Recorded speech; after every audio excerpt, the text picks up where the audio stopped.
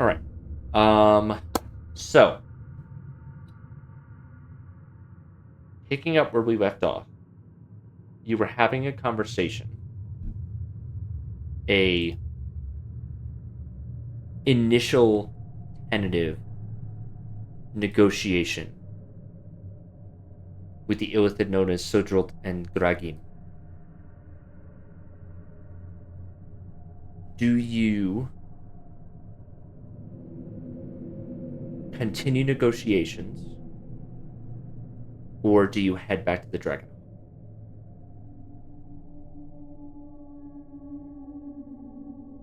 I think what we decided last time was that we were gonna go tell Valerian about all this and ask him what he thinks. Yeah, and it's not like this particular site is ultra far. Uh, the biggest challenge feels like traversing the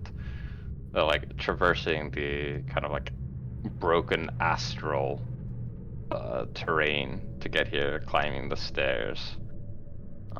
But we could also ping. Don't I think we still have the sending stones too. You do. We could have them ping the Dragon Hawk to have the need to know crew meet us halfway, at the very least.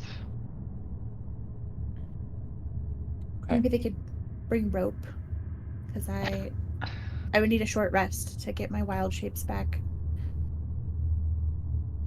Ah, it's a good point. So I have to drop wild shape to get the sending stone, and then I'm out of charges until we take a little resty poo. Skitter. I recognize that you can't see the screen right now, Valerian. That will change soon. Okay. Yeah, you don't know. You don't understand. You don't even see the Yeah, I don't spike know. that we're I'm seeing. here for it. I'm here Don't for the worry. ride. Yeah, man. Does Altea get the sense that they would take a this sort of pause in the discussion amiss? Grazine and Sudrilt? They are No. surprisingly patient. Okay. They are willing to wait an undefined amount of time. Okay. Yeah, Altea will express, the his thanks for the this sort of graciousness, and say that they'll be returning with their counter terms shortly. We shall remain here and conduct an informal investigation while we await your return. Altea, nods, turns back to face the group.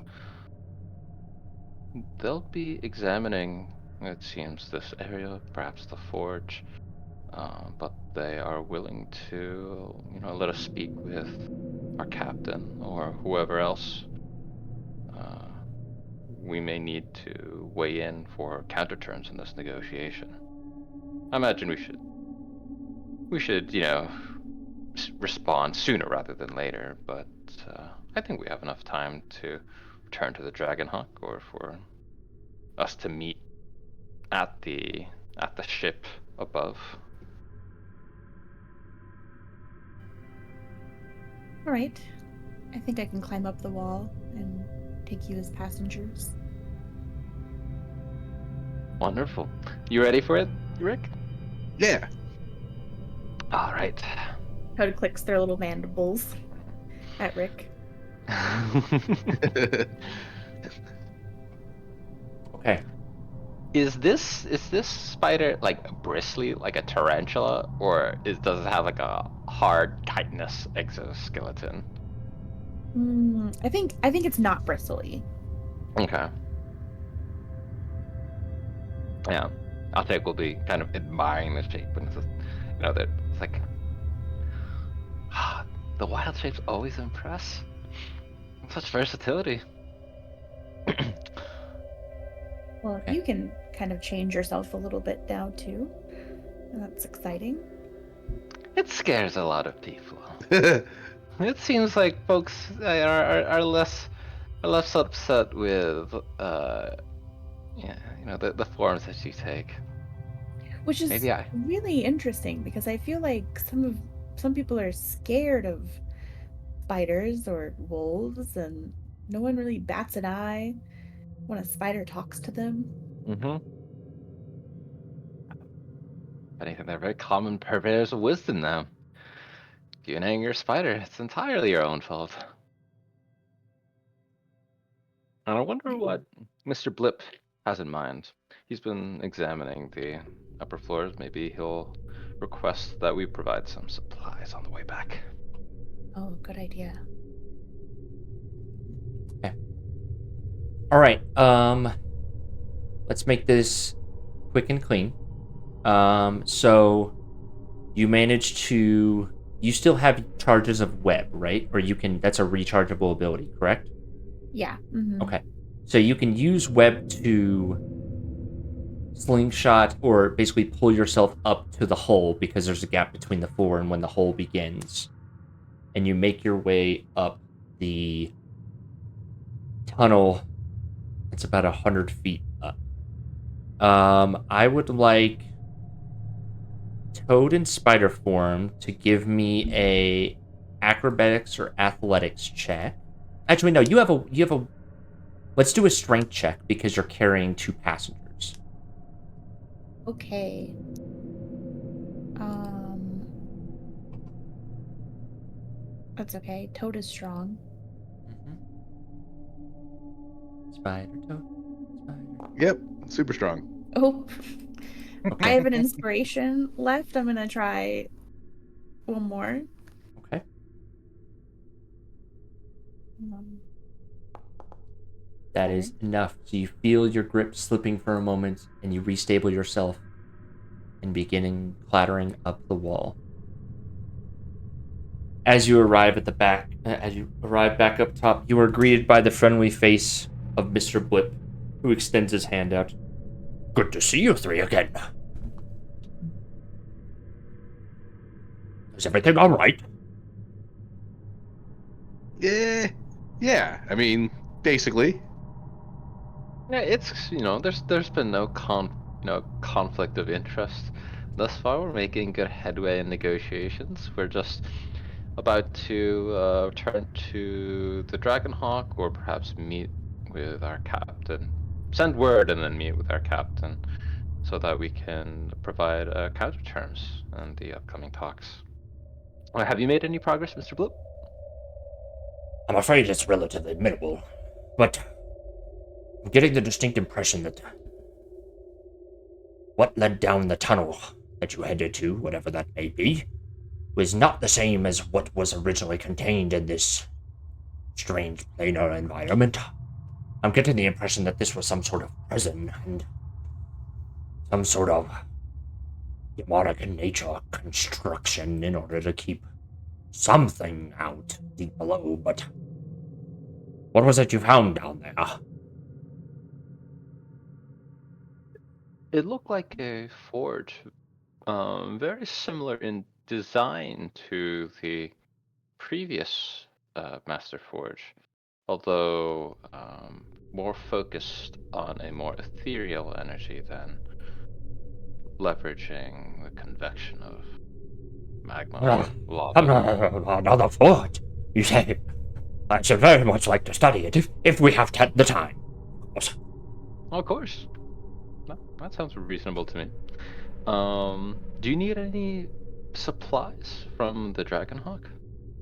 Well, if I am to repair our damaged instrumentations, I believe that we would need to figure out a way for us to haul those things, those items back over here and somehow squish them down this grate. But I'm open to suggestions or ideas.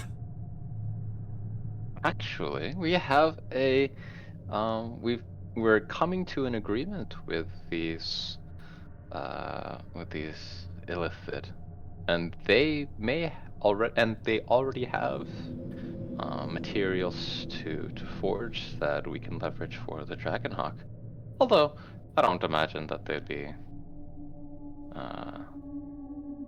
would object to us bringing our own materials. Though I imagine we'll come under the same issue of parallelism or the lack thereof. Either we'll forge their materials first or ours.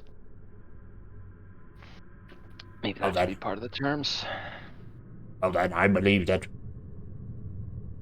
maybe we can potentially negotiate for us to repair our things first. I would rather not encounter the same problem that we had last time, but I defer to the judgment of the captain and the crew, of course.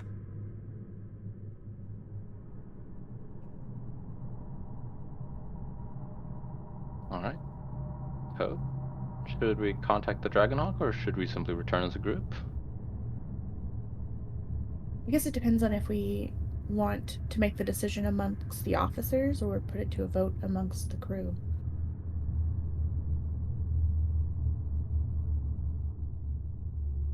Yeah, it's a big decision. Mm-hmm. I'm fine with either. I think that kind of determines if we go back or if Valerian simply comes here. And the captain could make that decision. All right. That would be my vote. And you know, we could defer to the captain in this particular scenario. Toad drops wild shape form and pulls out the sending stone and says, "Hey Gus, it's Toad. Can you tell? Oh, the sending stone really only works like one time. Can you have Valerian meet us at the abandoned airship?" Sending stones only have one charge? Is that true? I think so. Let me look here. I will look.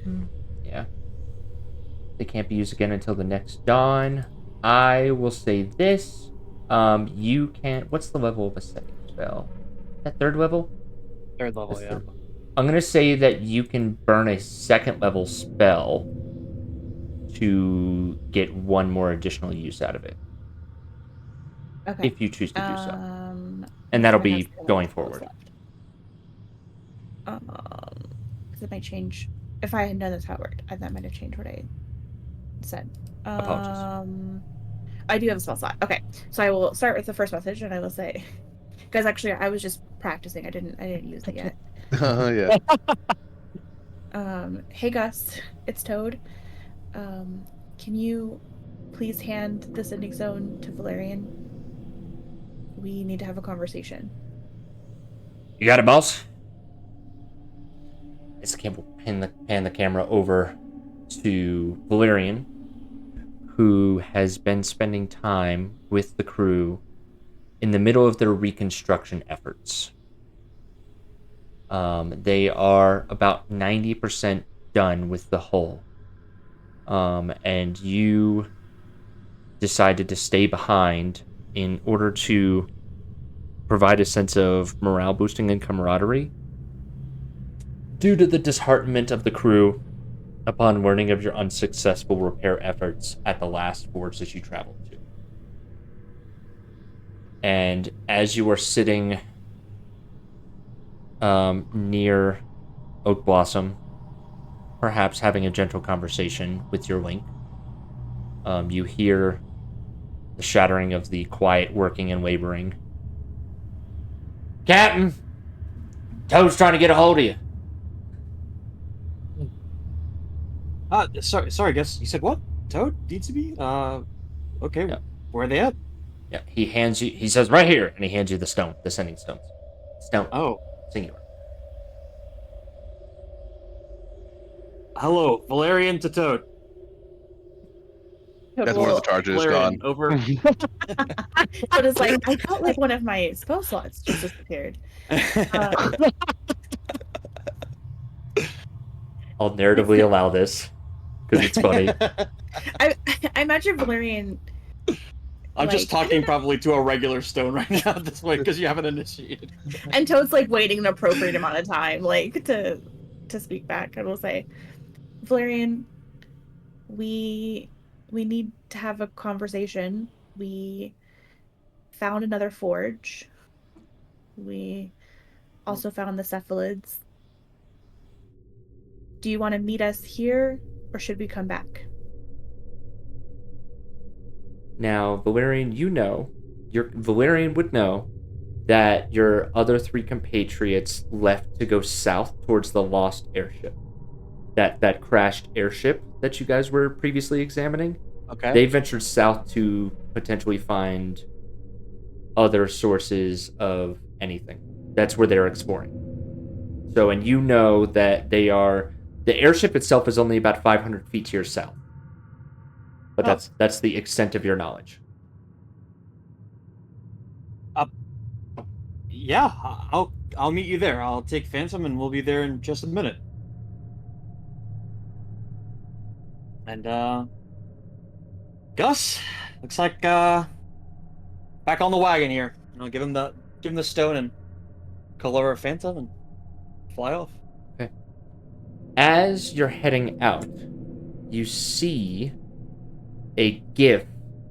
Oh, loaded the wrong page. As you're heading out, as you're boarding Phantom, you see a GIF coming through the passageway. You recognize the GIF as Sergeant Potolis. He seems to be carrying a large bag. Okay. I think Phantom's kind of already started his ascent, and I Okay. will kind of venture down right in front of Sergeant Polis. Captain Valerian, Sergeant Potolis reporting. Based on the conversations between the Sergeant Major and the Colonel, due to our inability to provide continued manning support for your quest of repairs, you have been given special authorization to receive technology that is normally extremely withheld. You've been given need-to-know classification under subsection C of the Classification Guide of Derivative 7.2.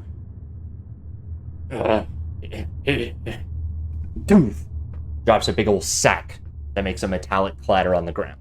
Oh, I think Valerian kind of hops off. First, stands at attention, gives Sergeant Polis, it was an honor to serve beside you. Thank you for your continued wisdom and leadership. Sir. I'll salute him, and then immediately go for the bag. I'm going to open it to see if it is the gun. You find yourself looking at about 20 rifles similar to the rifles carried by Sergeant Potolis and the other GIF. Not the double-barreled musket that is carried by the Sergeant Major. However, the single-barreled muskets there's 20 single-barreled smoke-powered muskets.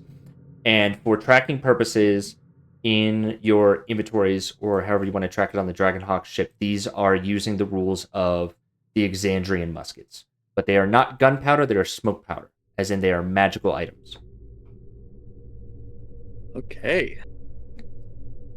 Sergeant Major wishes me to relay one more message. Of course. We will be departing at midday tomorrow. If your ship is in good repair, you may follow us out of the Kidori. Okay. Thank you for your continued guidance, Sergeant. Of course, we will maintain a scouting position in the shadowy sector that we have previously encountered ourselves at, should you need to pass on any information to the Sergeant Major or the Colonel. You do not hear from me, you will see our ship following in your coattails, Sergeant. Thank you so much. Excellent. Safe I'm just travels. gonna look through the bag to find the coolest one that Valerian thinks is like the shiniest. Pull it out. Okay. I'll pull it out, try to fix it to my hip, and then I think I'll kind of tie the bag up, get back on Phantom, and have You're gonna Phantom try grab to it. affix a musket to your hip? It's a full-blown rifle musket. Oh, that's awesome. So it's long, okay. So it's like trying to figure out how it's gonna fit on my back with my greatsword, and then eventually Valerian will just throw his greatsword off and put it where his greatsword's supposed to go. Okay. Sergeant Potolis departs with his small detachment here. He makes their way back into the ravine. Amazing. Yeah, I will take the bag with Phantom, and I will stop it at Gus, drop it off. Gus, you're in charge of these. You I'm not sure how exactly they work. I think you know a lot better than I do, but determine who needs one. Have fun. This one's mine. Interesting. May I make a request? Of course. Are you opposed to any modifications of the barrel length of a handful of these? Okay. Now I like what you're saying, Gus. Okay? Yeah. Whatever you see fit. Copy that. Good hunting. Sure. And take off again, and I will go south. Okay. All right. I will just pull you in Phantom, and I will give you a synopsis of what you find yourself. So, the previous airship, when you encountered it, there seemed to be glowing out of the stairs that went down into the hull a bluish light. Following that light down, much further than the length of a hull of a ship, brings you to this additional pocket area that seems to be chunks of asteroid floating above a spacious nebula. And you can see on the other side of this broken bridge your compatriots gathered alongside Mr. Blip.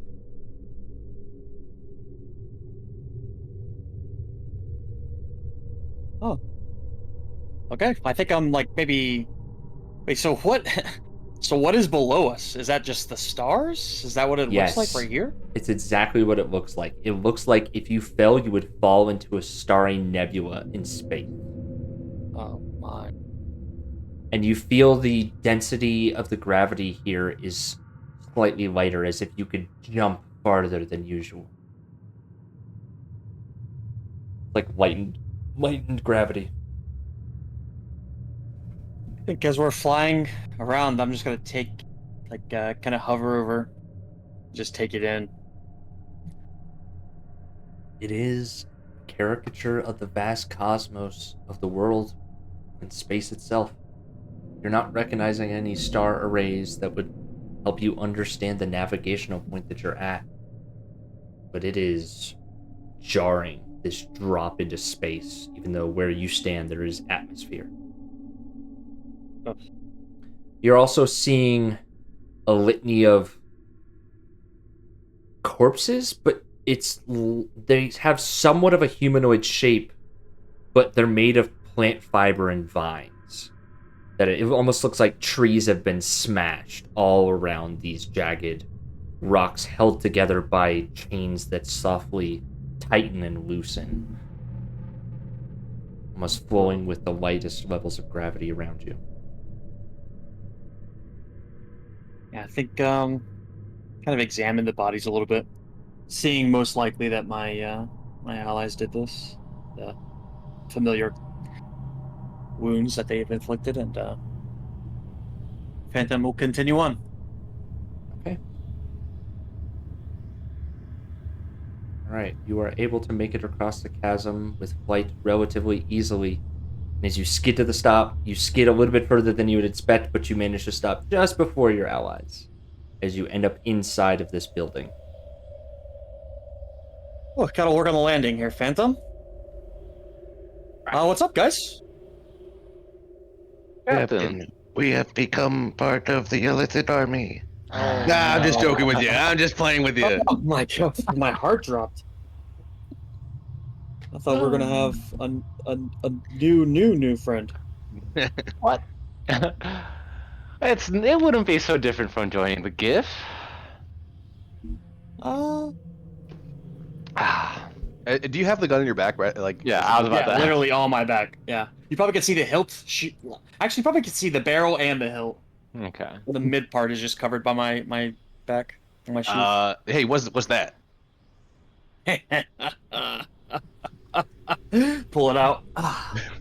You're looking Be at careful where you point that thing. Jesus. You're looking. Yeah, I feel like he's done swinging around. You're looking at the warden right here.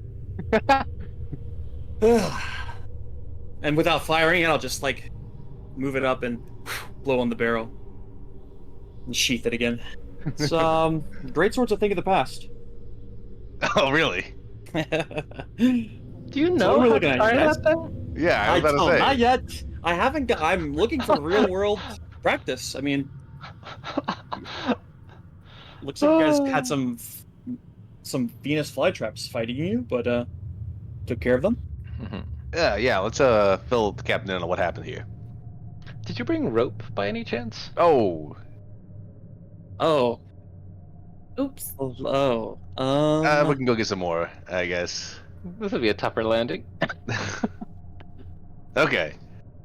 Well, you already saw when you go inside the ship, you end up in this place. Pretty freaky. yeah, that was very jarring.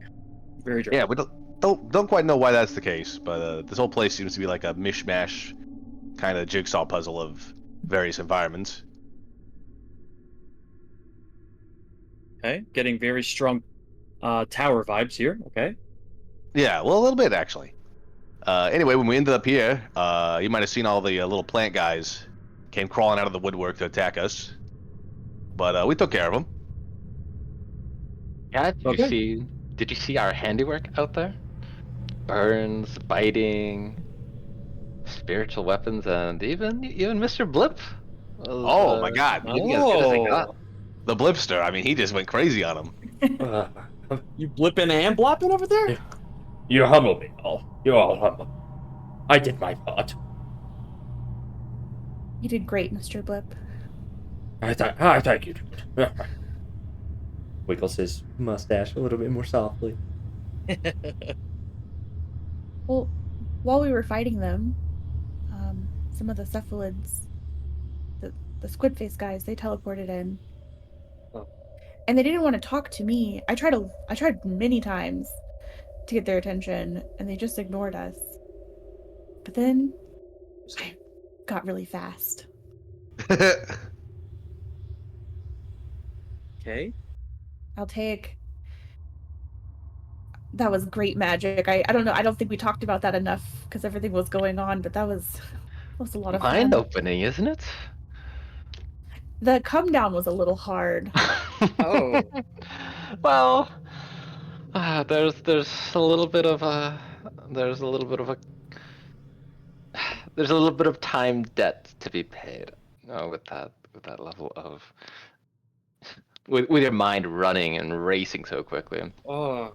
I do want to just reiterate there is a no drug policy on the ship. Is there? Wait, hold on. We I don't think for Undead have there is for alcohol? sure. And alcohol, I'm certain it must be some sort of. I mean, it's river water, so technically it's just a natural resource. Oh, it's that we just have. natural. So anything Well, natural. I know many mushrooms that won't count. Wait. Just don't tell Guts, he's a snitch.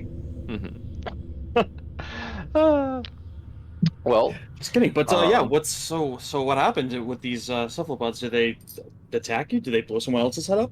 no, No head exploding this time. they are being quite gracious, and Okay. from my perspective, they seem like they're delivering on even terms. When we left them, they were saying that they're going to spend some time investigating that chamber. But here are their current terms that they would like counter terms to. They could provide one of the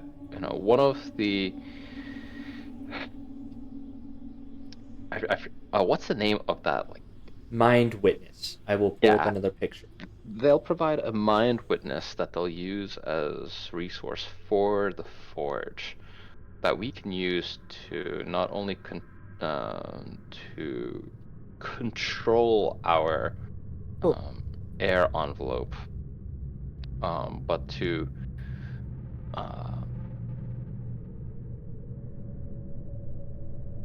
Gravity. sorry, I scroll up. Yeah, also maintain the gravity of the Dragonhawk.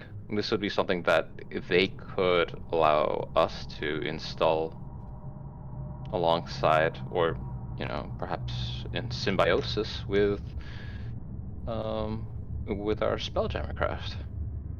And in return, they're asking that we bring them aboard along with 2 other passengers from their own crew. Just Okay. temporarily. Until they escape, at which point they'll be able to make their own way out from from our Spelljammer craft. Yeah, it seems like they can teleport within this giant whale, but they can't teleport out of it. There's like some overarching like pocket lock or something. That's Well, interesting. I don't know. It's like the inside of this whale is like a whole other dimension, I think is maybe what I'm getting But from it. yeah, it's like dimensions in dimensions, but then like it's a protective bubble that doesn't let anything edge. Whatever. I really want to learn more about these whales. A whale that has access to not 1 but 2 different forges, a temple to some shadowed assassins. It's like, what if another whale gets eaten by a whale? See, things start getting really. My brain goes a lot of places. But back to these cephalopods. Let's just take these one step at a time here. I just want to be clear, coming from a place of bias, because the only interactions I've had with these have been the one that we freed that almost looked down at us through his non-existing glasses, and the other one that exploded his head. So, is this safe? I mean, you've all interacted with them, obviously. The mind witness is A little very freaky. strange to me. But what do you all think?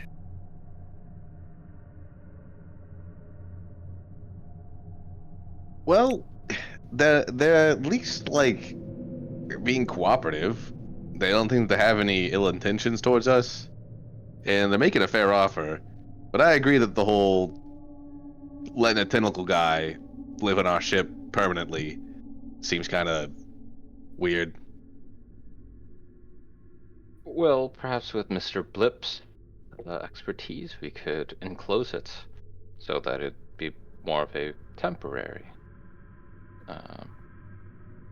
part The issue replacement. with maybe the way if the mind witness is to help our air supply and our graviturgy or gravitational alignment, it seems to me that it would have to, at least in some capacity, interact with Oak Blossom. So that's already a big question. Where are there these? First of all, what are their names? Do you know? Do they give a name? Yes.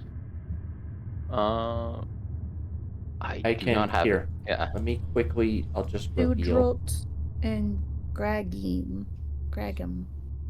Did one of the two seem like a leader over the other? Yes. Sorry, I had them on the map. Yeah, they're on the map now. There you go. Sorry. Just this reference for you guys. Gragim. Yeah. Sudrolt, I think, was the one I was conversing with on the main.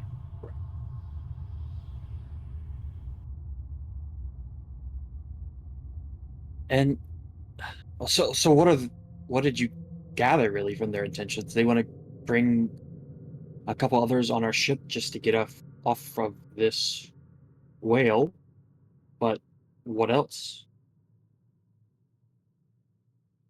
I think they want to get away from the whale and then perhaps not have. They didn't mention any additional inquiries, but they had 2 other passengers we could inquire about if we have concerns about their. They didn't reveal the other passengers? No. Interesting. It seemed like they didn't feel they could repair their ship. And so this is an alliance of opportunity for both of us, because we also need to repair our ship, and they're offering us help with that. The gift did say that they would leave in about a day and a half.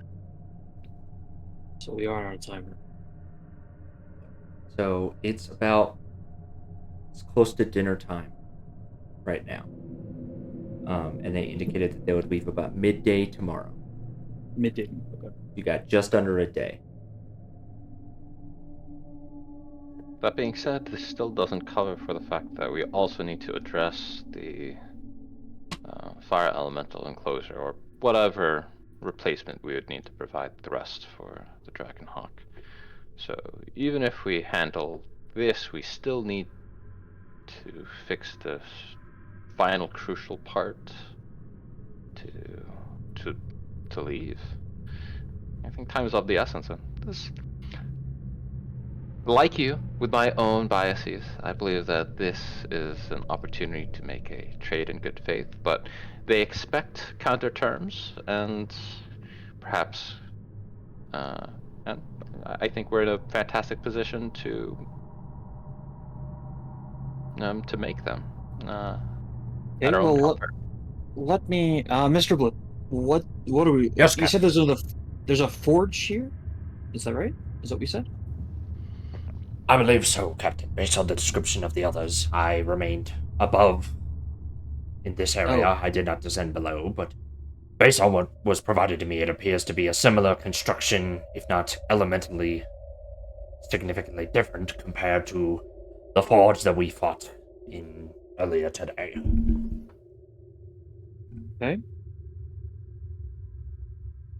So if there is another forge, presumably, and Mr. Blip, tell me if stop me if anytime I'm wrong. We could just repair the things that we already need repaired, um, on top of the thing that we're already going to have to repair to be able to leave. Is that right? So I we're can, going to have to at least, even with the mind witness, we'll have to still use the forge in some capacity. Is that right?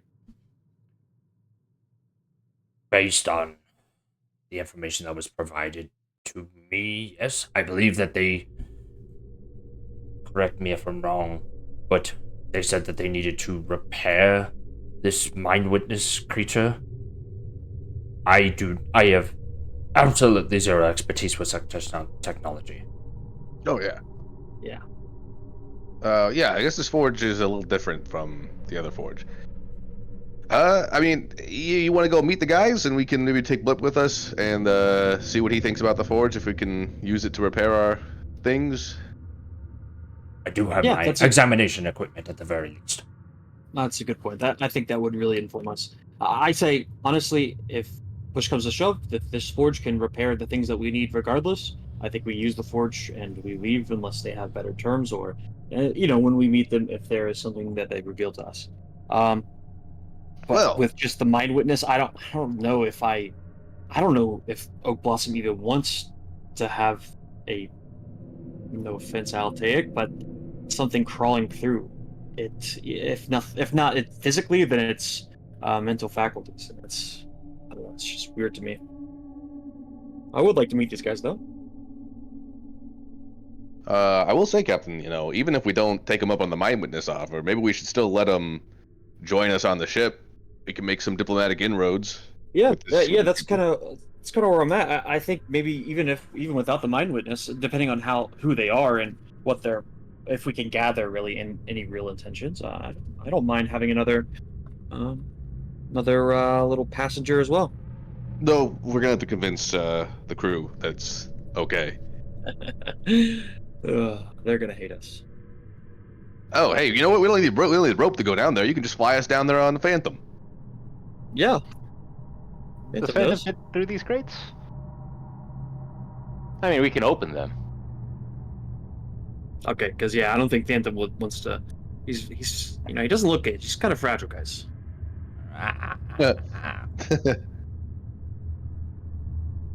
All right. Uh, What sort of clearance do we need for Phantom to get through? amazing. Not to worry. Leave it to me. I may be able to do something here. Smash it. Smash it, Blip. He will remove again his maul.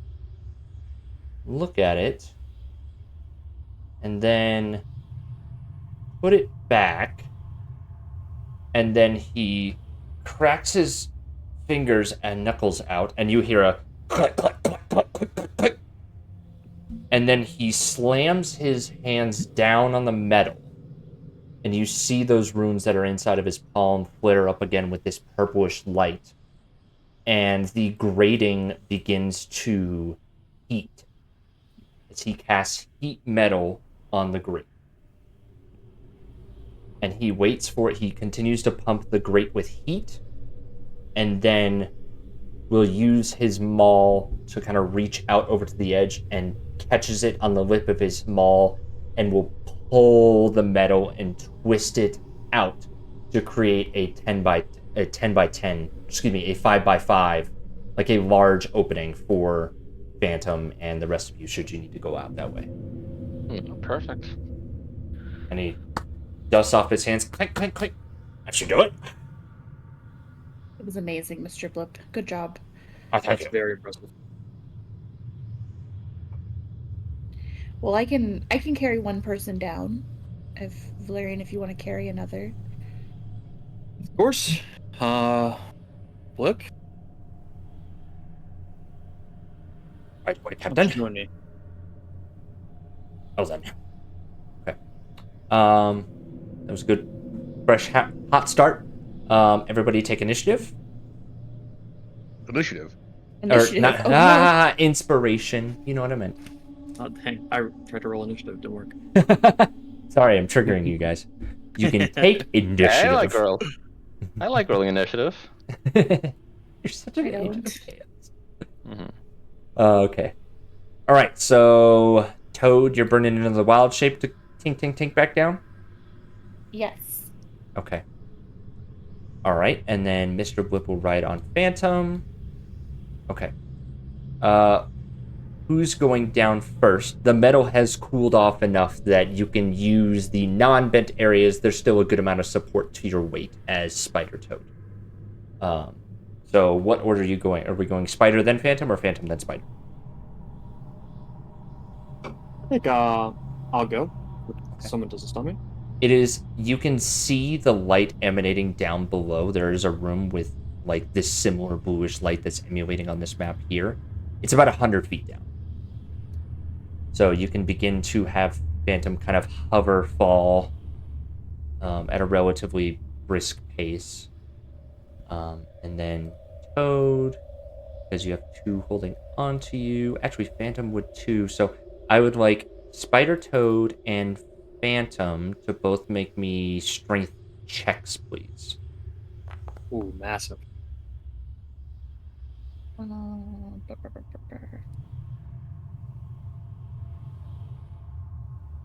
Okay. You manage to carry your loads down to the Astral Form, where for Mr. Blip and Valerian, for the first time you are experiencing a very similar looking designed room to the fiery lava, but in the exception of the lava now, there seems to be, similar to above, just open space below. You feel like if you fell off, you would drift into emptiness. And at the far northern side of the room, you see two illithids seemingly examining this forge and examining the area to the north and kind of wandering around the forge. So, Captain, just before we approach them, what are the counter terms that we had in mind? Were for us to complete our repairs first, but to offer them passage. Now, I suggested that perhaps we could refashion the Mind Witness so it didn't need to integrate with oak blossom, the way other illithid organisms interact with the nautiloid. I was thinking more of a symbiotic relationship, inspired by, other insects or spiders with trees, to be even more aesthetically pleasing. Even if, functionally less tightly coupled. It's what I'll say is this. I think that we could, especially if they're not going to use, if they're using the mind witness as a bargaining chip, that doesn't. It says to me that they most likely don't have a lot of cargo, for us to bargain with. So I think we could use that as their currency. And I think if everything aligns correctly, we take them on our ship. Maybe we just give you control over the mind witness to research really and to see what to do, but and how really to effectively use it. But I think anything altering the ship, it would be, I think, is really ultimately up to Oak Blossom. I mean, as cool as like spider tree kind of spooky, kind of theme or aesthetic it gives off, I'm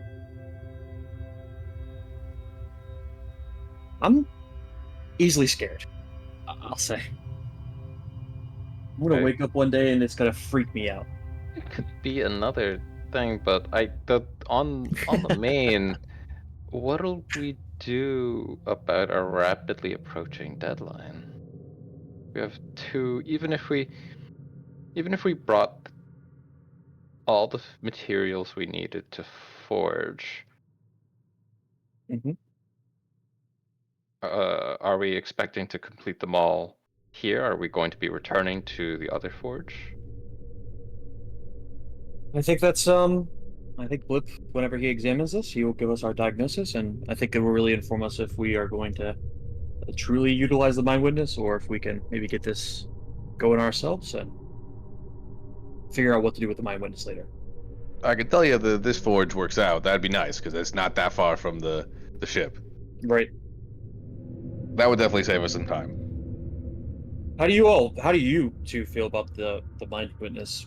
If either a symbiotic, oh Mm-hmm. my, Mm-hmm. relationship, or otherwise. How do you feel? If we got to, I guess we can do it. But I'd like to find another way.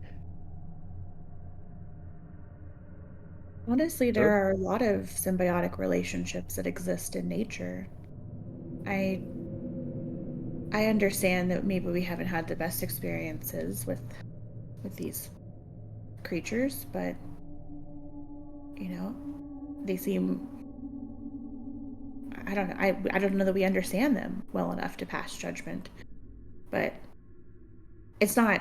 I think I have less qualms about it than you or Rick might. That's all. I think it bothers me less. But I do think it's up to Oak Blossom. It just would help if we have to do this, if you maybe acted a little less disgusted by it. Of course, of course. Um, yeah, I agree. I think actually this is a perfect situation of a 2-2 tie vote, and we let Oak Blossom cut the middle. But of course, whatever the ship decides, the captain is behind it. Um, yeah, I don't mind. I think as he says that he'll. I don't know if actually I have the mind shielding ring on anymore. Um, I believe if I don't, I'm just gonna press like kind of play with the non-existent where it would be. who has that right now? I believe it's Altaic, right? Yeah. I think Altaic has it. Mm-hmm. And I think for the sake of the narrative, with the mind witnesses, maybe you or not mind was with the illithid. Would I assume that you remove that? I would say that maybe we can retroactively say that they wouldn't have been able to speak with you Okay. without it. They are not like the previous aberrant creature that seemed to speak past it. So, Okay. just a piece Gotcha. of information there. Okay. Sorry to kind of Okay. railroad that, but No worries. That's fine. Not a big deal. Right. Yeah, I think he'll mess with this non-existent ring and oh, okay. Well, let's make some friends and see what we can find out. okay. So, you approach the northern part of the Astral Forge, and as you get closer, you can see that there is a smaller, less healthy version of the. I'm just gonna drag you guys. I'll just make it easy. Smaller, less healthy version of the Mind Witness that went insane in the Illithid ship that you previously fought. And they seem to be. Oh god, that's not what I meant to do. Go back. Goodbye, I guess. All right. Well, that's the campaign. Okay.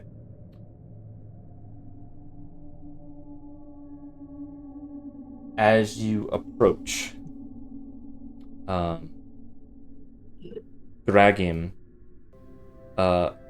drags something from behind one of the pillars and places it down in front of you on the steps, and then returns back to examining the Mind Witness.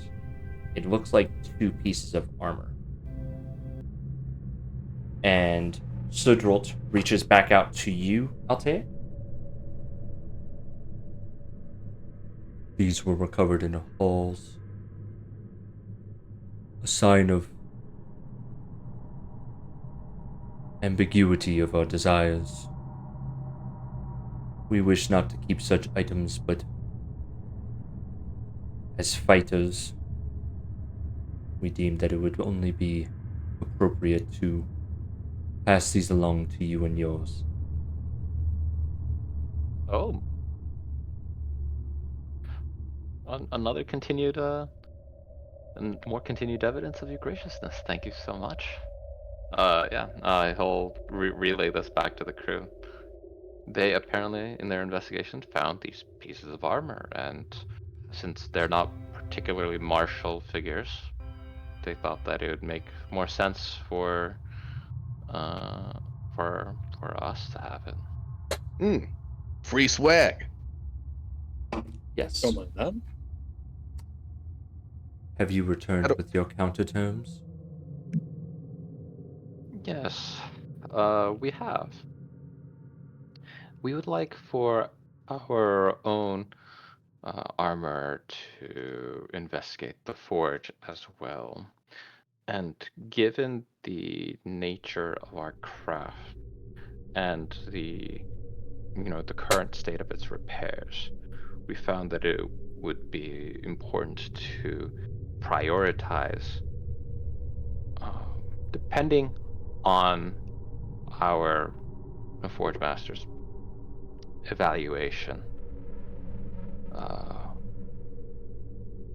prioritize the able repairs of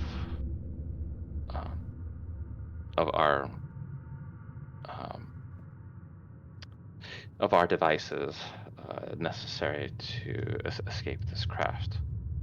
Our captain, however, in addition, offers that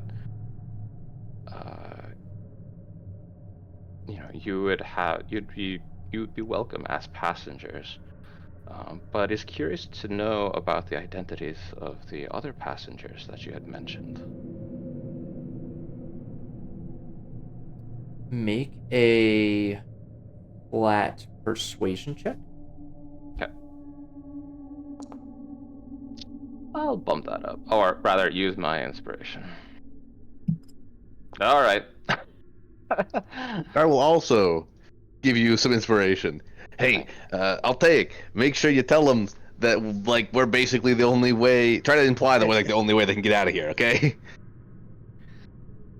And I was like, yeah, yeah, I'll take, nods and um, as we're progressing with our repairs, there is a closing window as we've made arrangements to leave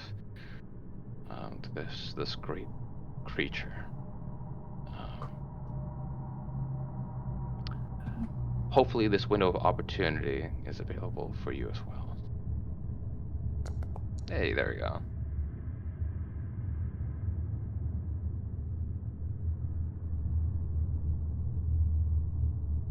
There's a pause. Your forge matters attempts to inspect the devices in front of us and between us are acceptable. Your counterterms are reasonable. We, like you, simply wish to leave this place with all haste.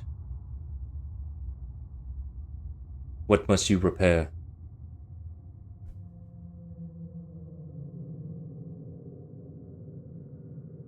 Altek looks back to the crew. They found our terms agreeable. They're inquiring about what our craft needs to repair. Mr. Blip, you want to give us a rundown real quick? Certainly. Give me just one moment. Mm-hmm. This is my clever way of making the GM do the work. Hey man, rely on the strengths. Okay. So Altek Mr. Altek will, translate.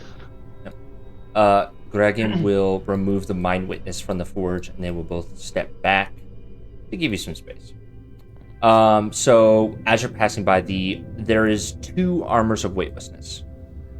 So one is obviously studded leather, or it is armor, right? You don't truly understand the natural inherent properties of it yet, but one is obviously studded leather. The other seems to be transmuting every time you look at it. Oh. It is plate armor one moment, and then you look away and you look back, and it is a breastplate. And it almost seems like this strange overlapping of differences in structure layered on top of each other. Mr. Blip will begin his examination of the forge, taking out his tools and examining the cosmic energy radiating out from this strange pit that is filled with, it's almost like a galaxy inside of a pool of stars. And he makes a lot of noise. Fascinating. Crew, I have my report. I believe that if we were to attempt to use this forge to repair our significantly damaged items, it would be possible, but there's a cost. Oh. Okay. The cost is time. I believe that the naturally inspired astral and gravitational magics, although I want to say that I completely understand, these sorts of forges still baffle my imagination. The wooden beams structuring our gravity plane inside the Dragonhawk would be well suited to repair here. I believe I would only need a few minutes at most to imbue the energy of this forge into them. However, the power thrusting systems and the ventilation seem to have an elemental mismatch. It would take significantly more time, but it is doable. I would imagine that those 2 items would take me better part of the eve to complete here. That is my rough estimate. So you would be done maybe around tomorrow morning? Is that what you're saying? Yes, Captain. I believe it can be done. However, it would be significantly more complicated if we are attacked in the process of forging. Of course. I think, And that is not accounting for installation time, which I imagine will take roughly an hour if we have all hands on deck. When did the gift say they were going to leave? midday tomorrow. Cutting it close. So we can't cut it close. How many people right now, if we got started, how many people do you need? Us? Or do you need more? Well, truly I would only need another set of hands to move the equipment around, and however many would take to drag all of that gear down here. With that large tunnel, I fear that any sort of dropping in further damage to those instruments may require further time. We're gonna have to make like a little pulley system, I think. Well, Unless could our friends, help us? They seem to be able to teleport around. They haven't said anything to us at all, so I don't know. I don't know if they can understand us. I look at them as I say that. Do I get an indication that they can understand what we're saying? Like just like they can understand our language even if they're not speaking to us in it? Make an insight check. Okay. This is an alien creature, so reading body language is difficult. However, you don't see any reactions to specific words that would lead you to believe that they understand the language that you were speaking, Gotcha. which is common. Okay. Okay. Yeah, we should probably ask these guys if they can help levitate us down our stuff. And also, if we're gonna do this, then let's also set up, maybe with those new guns, some kind of defensive perimeter. Actually, maybe the guns would be a bad idea because no one knows how to shoot except for Gus, right? Wait, but that's our security head. I think if we don't know how to shoot, at least we are the most inexperienced, so they're the most experienced. I don't know how I was gonna say that. Didn't come out the way I wanted, but yeah, I would love the idea of guns out here everywhere. Yes, love that. Okay, great, but Let's work out that order. yeah, let's ask these squid heads if they can help us get our equipment down the tunnel. They can only communicate to you, I'll take. I think they choose to communicate with me. It would be like, I imagine it's that they could understand if they so wished, but it's difficult. You know, without telepathy, it's like using entirely different. It's often like using entirely different organs to speak. Altaic, you can understand that they're speaking telepathically to you in the language of the aberrations, which in common terms and the common tongue is defined as deep speech. Gotcha.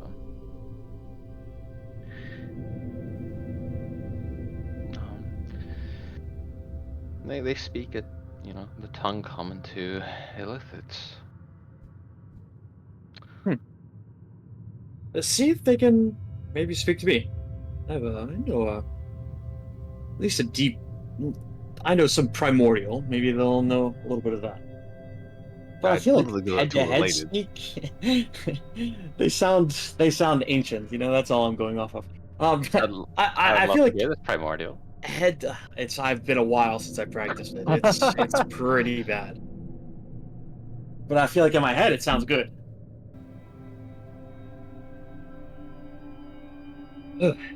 Captain, I find it strange that you know primordial. You are a man of many talents. If you ever need to brush up, I am always good for a good verbal spar. Okay. And I think I will switch to primordial. So, Blip, we'll get the parts down here. Is there any preparation you need? If I'm to help you, if you need an extra pair of hands, I can do that. What do you want me to do? How? Captain, I am not a strategist of your ways of combat. However, when we previously fought, you and the other officers, as well as Altair, did a marvelous job of holding off any threats. I believe that either any of our 3 strong individuals that helped carry the gear down could assist me. It's simply moving tasks. Okay. Nothing for you to bother yourself with, especially if we are in the heat of combat.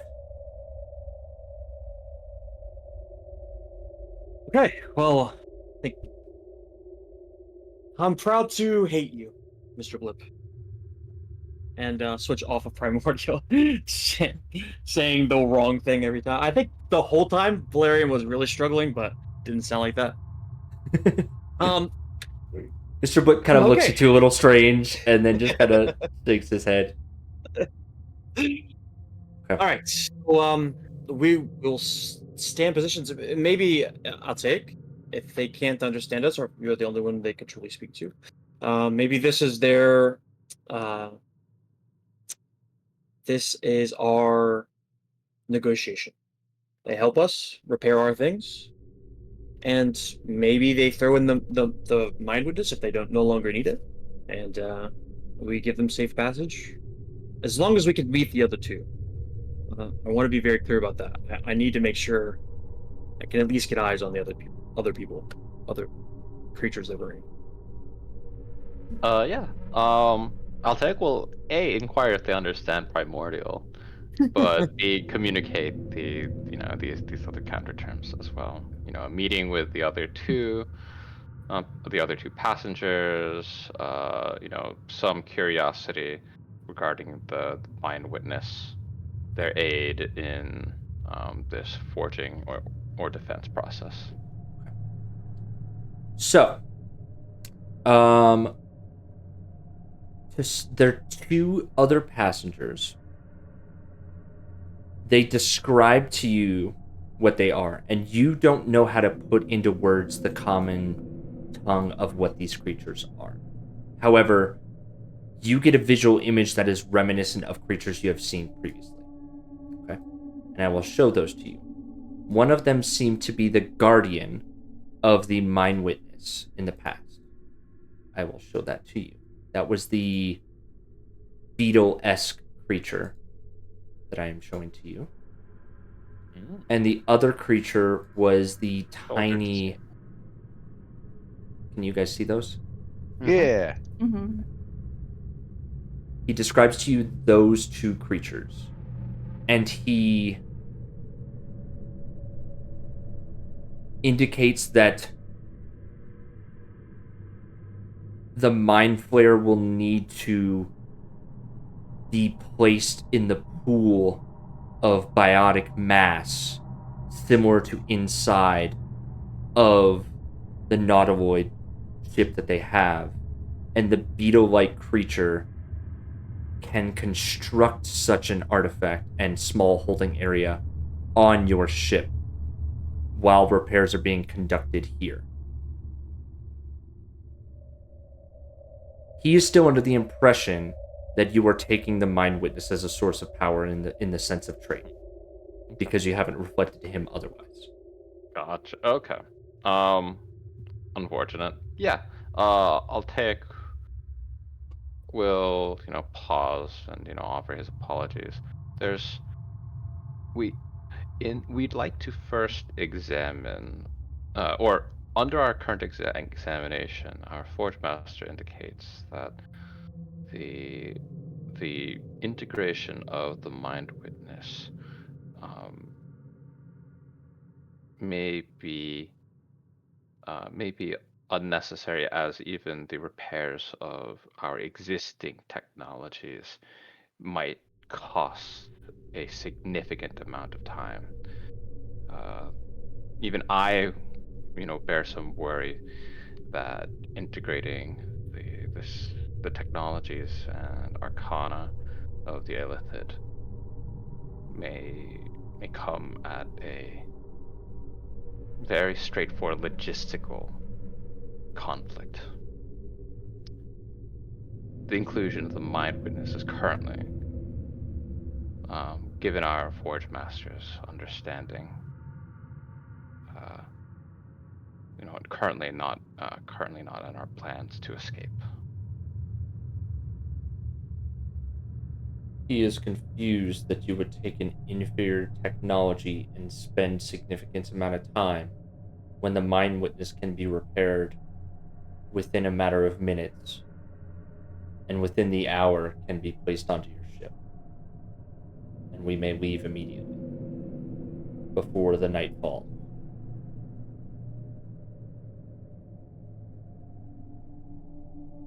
There's still the matter of thrust, of propulsion that needs to be addressed for this ship.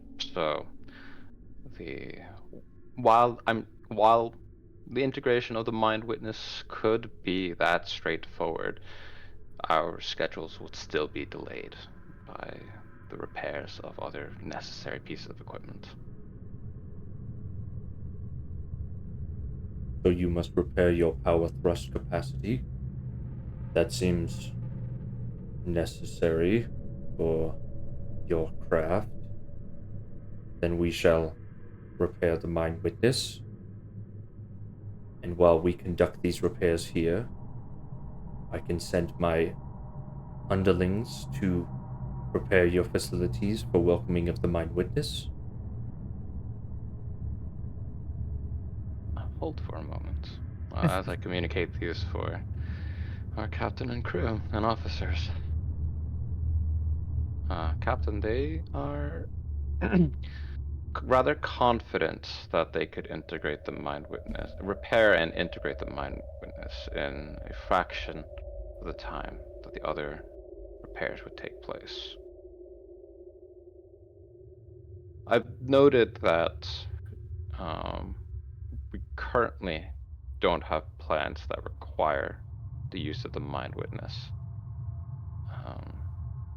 but they are, given the tight schedule and their considerations of what they believe is superior technology. I mean, it does make sense from their perspective. I can't fault them for that. It's Yeah. like saying we're going to use an Allen wrench whenever we need pliers, and we just don't know about the pliers. It's kind of the same situation here. The thing is their technology might be a lot more superior, but it's something that at least Mr. Blip is comfortable with. I'm comfortable with. And if we don't need the extra technology, at least until we've researched it ourselves, really, i.e., you, um, unless we have to use it, I don't. Especially without Oak Blossom's blessing, I don't want to use it. Yeah. However, I think it is valuable to say that uh,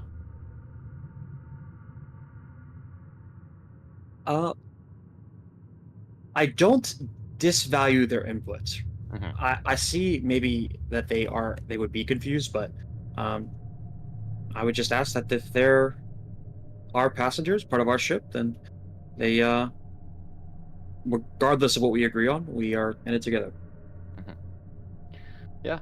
Altair will convey the words, the intent, noting that, we both agree that they have a very impressive technologies and techniques, but that there's a concern about complications regarding the integration, and its adoption uh, amongst our crew. So, given that we have a relatively straightforward, plan of repair that still gives us a reasonable, time window of escape. We will, in case of, you know, uh, we'll proceed as we described, without the mind witness in mind. Very well then. We shall recant the offer of the mind witness as compensation for what precisely do you want in equal terms for passage on your ship now?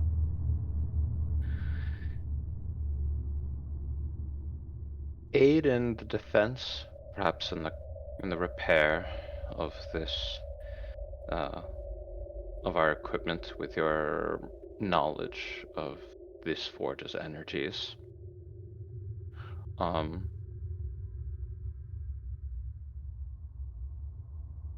our captain has experienced curiosity in the Mind Witness, even though we don't intend to integrate it for, for these emergency repairs.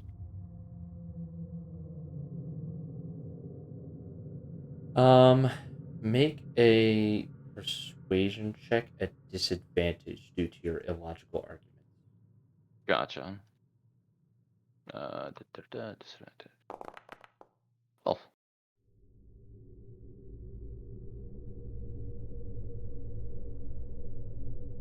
Not bad. What was the other one?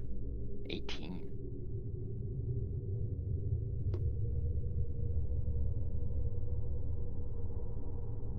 There's a pause. Thought. Oh, can I actually give you my inspiration? So you can reroll. I thought you rolled an 18, not a 12. There's an 18 and a 4. So Yeah, I would give you my inspiration. Yeah, so you would just do another disadvantage roll. Okay. Like Valerian will just say, I really wonder what their intent is too. Okay, so That's 21. pretty good. Yeah. You feel the entity known as Sodril disconnect from you, and you see eye contact made between the two illithids.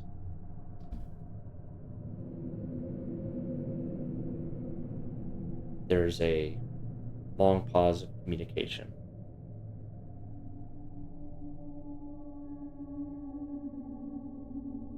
It returns back to you.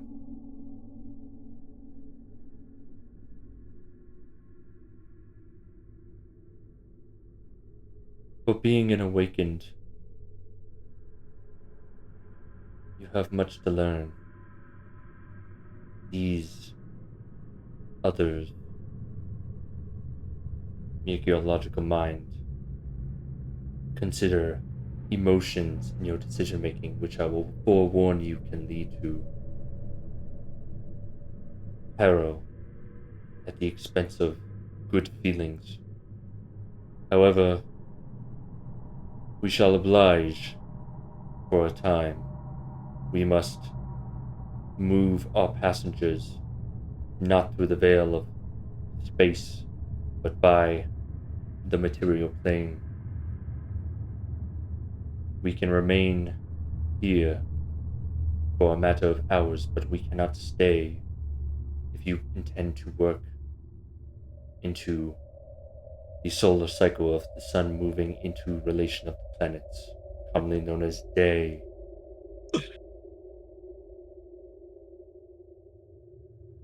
Acceptable terms?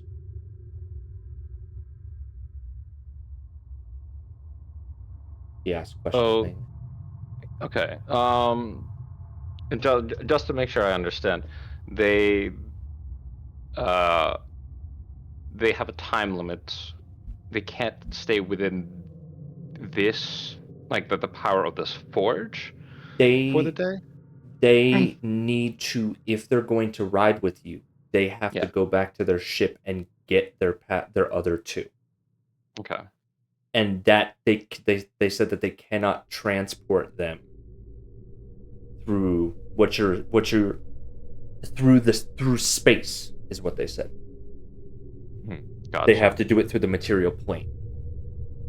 So they will stay with you for a few hours while you work, but they have to leave in order to transport their passengers to your ship. Okay. Understood. Yeah, I'll take will convey. They can't transfer their passengers. They will have to leave to return to the Nautiloid and return with them in a more mundane, traditional mode of transportation. So we should have an opportunity to meet with what we recognize as a large spiked beetle that is proficient in constructing these sorts of nutrient pools for their kind, and the little four-legged brains that we saw earlier. Yep. Brain. The beetle, in terms of the mind witness, because you are repairing all three of your items, they're not going to construct an area on your ship for said mind witness. Yes.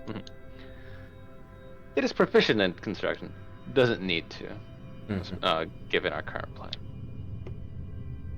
Does that mean that there will be a stretch of time that they won't be with us in case, like, how, if we need them to help defend Mr. Blip while he repairs the systems, if they can't be here the whole time, we may have to do it without them for a while, and it's a long time. I think there will be I think there will be a time that they may be unavailable, so hopefully whatever we may need to defend against happens sooner rather than later while we have our allies. Ideally, we don't have to defend against it. A Well, lot of open space in the grounds below you. It does look Could be empty. suspiciously exactly like the other place, except for blue instead of red, so... very meaningfully. Vast empty space. If it's a defense mechanism, do you think there's a way to disable it? Now that is a good question. And why would it happen in both places? And I don't know. I think we can try. But I mean, how much integration does the mind witness need anyway? Is it just it lives on the ship in a little pool? Or does it attach to Oak Blossom in some way? It might just be a temporary solution to do something quicker than hours of repair work that's dangerous. I think that's actually a very good point. Especially if it's going to take us into the night. I no problem helping Mr. Blip. I think that we could work as fast as possible, the more people that we have. But you're right. If we do start a situation that we have to fight, hordes of deadly insects, then there is no feasible way that we stay here for very long. In which case, I think you're right. I think we have to really, really determine how much we want to get off here versus the time we spend. And then maybe look into using the mind witness, because I feel like that would be the only real feasible option at that point. But hopefully, ideally, maybe we do this maybe you could even do this, Toad, if you'd like to, while we're bringing everything down. Just try to find really any information about this forge or any forges like it, and if there is something like a trick to it in some way. Maybe it is like the tower, that these things are pulled from different times in history. The forges, but also just really every place here. Because, we can't survive for hours fighting those things. It's just impossible. Yeah. I mean, I can check through the shards, but I don't know if they would contain information about I feel like this. that's pretty specific information. They might not, but even just kind of looking around, poking around, missing with some certain things. Did we get any of the firestones from the other forge at all? The firestones were used and kept in the forge during the creation process, and then didn't they give one to you guys? Am I misremembering? If they didn't give one to you, you provided them, and they were kept as requisitions by the gift for future usage. And they were discussing that there may be additional compensation as part of your efforts, which included the guns are what paid for all the work that you did. Yeah. Yeah, I mean, there might be a lot of experimentation to go on, but if nothing else, I think to your point, Toad, we at least repair the things that are going to take the quickest time to repair, and we prioritize the things maybe that the mind witness can fix last. And we hope for the best. Because at the end of the day, we do have to get out of here. The thing is, with us moving, because we could just say, screw all this, just do put the mind witness and to use and do it now. But if we do that, we're still gonna have to wait for about a day till midday tomorrow, so we can follow the GIF out, because they have at least the weaponry that we know of to get out of here. So might as well at least try to take a try, or take a chance. Sorry. Okay. Gotcha. Yeah. I'll take hearing this whole, nod, take a beat, then return to, face Sudril and say,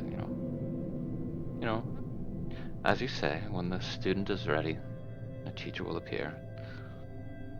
As an awakened, he uses that word a little bit pausingly. I have much to learn as through entirely new eyes with fresh experience. Given your wisdom regarding your ability to bolster our defenses, we would like to revisit the use of the mind witness such that you and your lieutenant could be present during the forging process, so that we can make a united front should this forge's defenses activate. Now, it seems like it will be taking some measures to investigate to see whether or not we can disable them. I am confused. Because you said mind witness. So let me make sure I understand this clearly now. So when you said take a risk, are you back to repairing the mind flare and just doing the power thrust, or are you working through the night? All right. So a couple things. Given that the illithids, with our current schedule, are not likely to be present for the entirety of the defense, where it seems like if you're repairing all three of your technology, that is correct. Yes, exactly. So we would like to reopen that conversation. It also seems important to have, if someone is going to investigate whether or not they can disable the defenses as well. I caught that part. I'm just going to say that I've conveyed the nature of the installation of the nutrient pool. the actual translation is getting away. Yeah, from that's me okay. at this juncture. Okay. So yeah, right now we're revisiting that because there are concerns about the open window with which we don't have the illithids to bolster our defenses, and we'll just be more alone. If you choose to utilize the illithid technology, the mind witness, and Mr. Blip works on the power thrust, so if you do the power thrust and mind witness combination, they will remain here, because that will be done within 20 minutes. Yeah. And then it'll take about an hour back on the ship, which they will arrive a little bit later because they need to go get it, the beetle, to install. So realistically, if you go through the fastest option, which in their mind is the more logical option, is to take 20 minutes here, then it'll take a couple hours for them to come back with the beetle, and then they will install it, and you'll be ready to go by in a matter of before nighttime. Sure. And then there are also questions about the nature of the integration and how deeply it needs to connect to the Dragonhawk as well. Because I think that if it was total assimilation, there'll be evidence of illicit or parasitic tendrils throughout the ship and throughout Oak Blossom's person. I think, we'd also balk at that. Do they describe? Yeah, so you describe that issue to them, and they are confused, but then they realize that you're referring to a second sentient creature that is integrated to your spelljamming ship. Mm-hmm. And that is not a scenario that they have previously experimented with. However, if your sentient creature aboard the ship is more powerful than this mind witness, then your ship can likely suppress any sort of integration that it deems fit. However, there is some level of integration that must be required for the mind witness to operate the ventilation and gravity plane of the ship. And if it is contained, can it then, could it be removed without causing undue stress to the hull and or, this, to Oak Blossom? To the hull, yes. Oak Blossom, he doesn't know.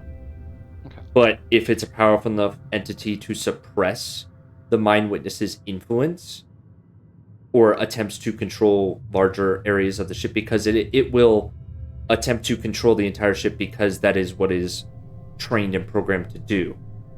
But if it's contained, then there should be relatively limited impact on the remaining sentient creature aboard the ship. However, he again stresses that this is likely superior technology to the sentient creature that you have aboard, and some sort of cohesiveness would probably benefit you in the long run. I don't know. I'm looking at this mind witness. I really don't know if it's that superior. He's a little cocky about his technology. Yeah, ask him if this is the mind witness like a guy or like what is it? Like, is it like a dude? It's a Is it little like, guy. yeah, is he like? Does he talk? I mean, can we talk to the mind? Or is he kind of like injured right now? Huh? The mind witness is injured right now. Yes. Hey, if we're gonna get our stuff to repair anyway, they can repair their little friend on the forge, which is kind of weird. Like, what? They're gonna like hammer him? I don't understand that. But I'll let them do whatever they want with the guy, and we'll let him on board the ship. But I'm getting more and more opposed to letting this thing hook up with Oak Blossom. You know what I'm saying? I mean, I don't want to sugarcoat it for the sake of the negotiations and really where I stand. I am vehemently opposed. I do like the shirts However, I say that to say that if we do have to do it, then we have to do it. though. Hey, what are they gonna do with the mind witness if we don't take him? They'll take it with them. It's inconsequential to them. It is a tool to. It's an engine. Yeah, the way that Sujal describes it to you, Altaic, the way that he speaks of it, it's almost as how Mr. Blip and the others refer to the contained elementals in the power thrust that drives your ship, which is, in essence, a trained symbiotic elemental inside of your ship. Yeah, it fits our aesthetic a lot better, though. Yeah, I was gonna get mad at that, but it is kind of a little critical of us, isn't it? Sure. I don't know. There's something to that, resonating with people, which makes for a mindful addition to, or having that would take some mindful change, not just haphazardly slapping on any sort of technology Mhm. that may not fit our system. So right now, it seems like we're at a point where we're making two big decisions, and another aspect is that we still don't know whether or not we can disable the defense. If it's possible, then we may not need to do the integration at all, but how and who's gonna check?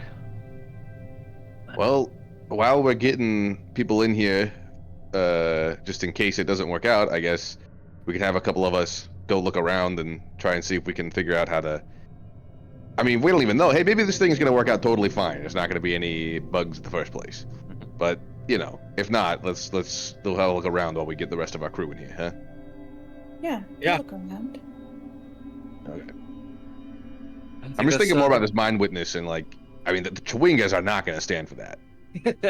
They, I'm pretty sure they have a strict no tentacles in their unit. So Yeah, I mean, Sorry, God, they really screwed us on the last deal. I gotta tell you.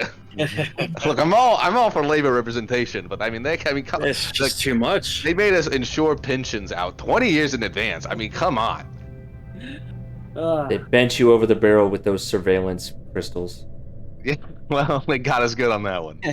Do you get such pension packages as a member of the crew, or even as an officer? We do. Do you? I guess I really haven't seen you at a store of many of sorts. Altair, what do you like? Objects? That's a weird question. Yeah, do you What? want us to set up a retirement fund for you? I mean, You want pay? I haven't been paying you, but I can pay you, I guess. well, he's an official member of the crew in theory, so. He would Yeah. he would get standard crew pay the next time you port back at an Ondarian port. I was kind of building his money up in a fund for Alaric, but I mean, I guess we can switch it back over. We're getting caught in the weeds right now. Here we are. Okay, this is our plan, okay?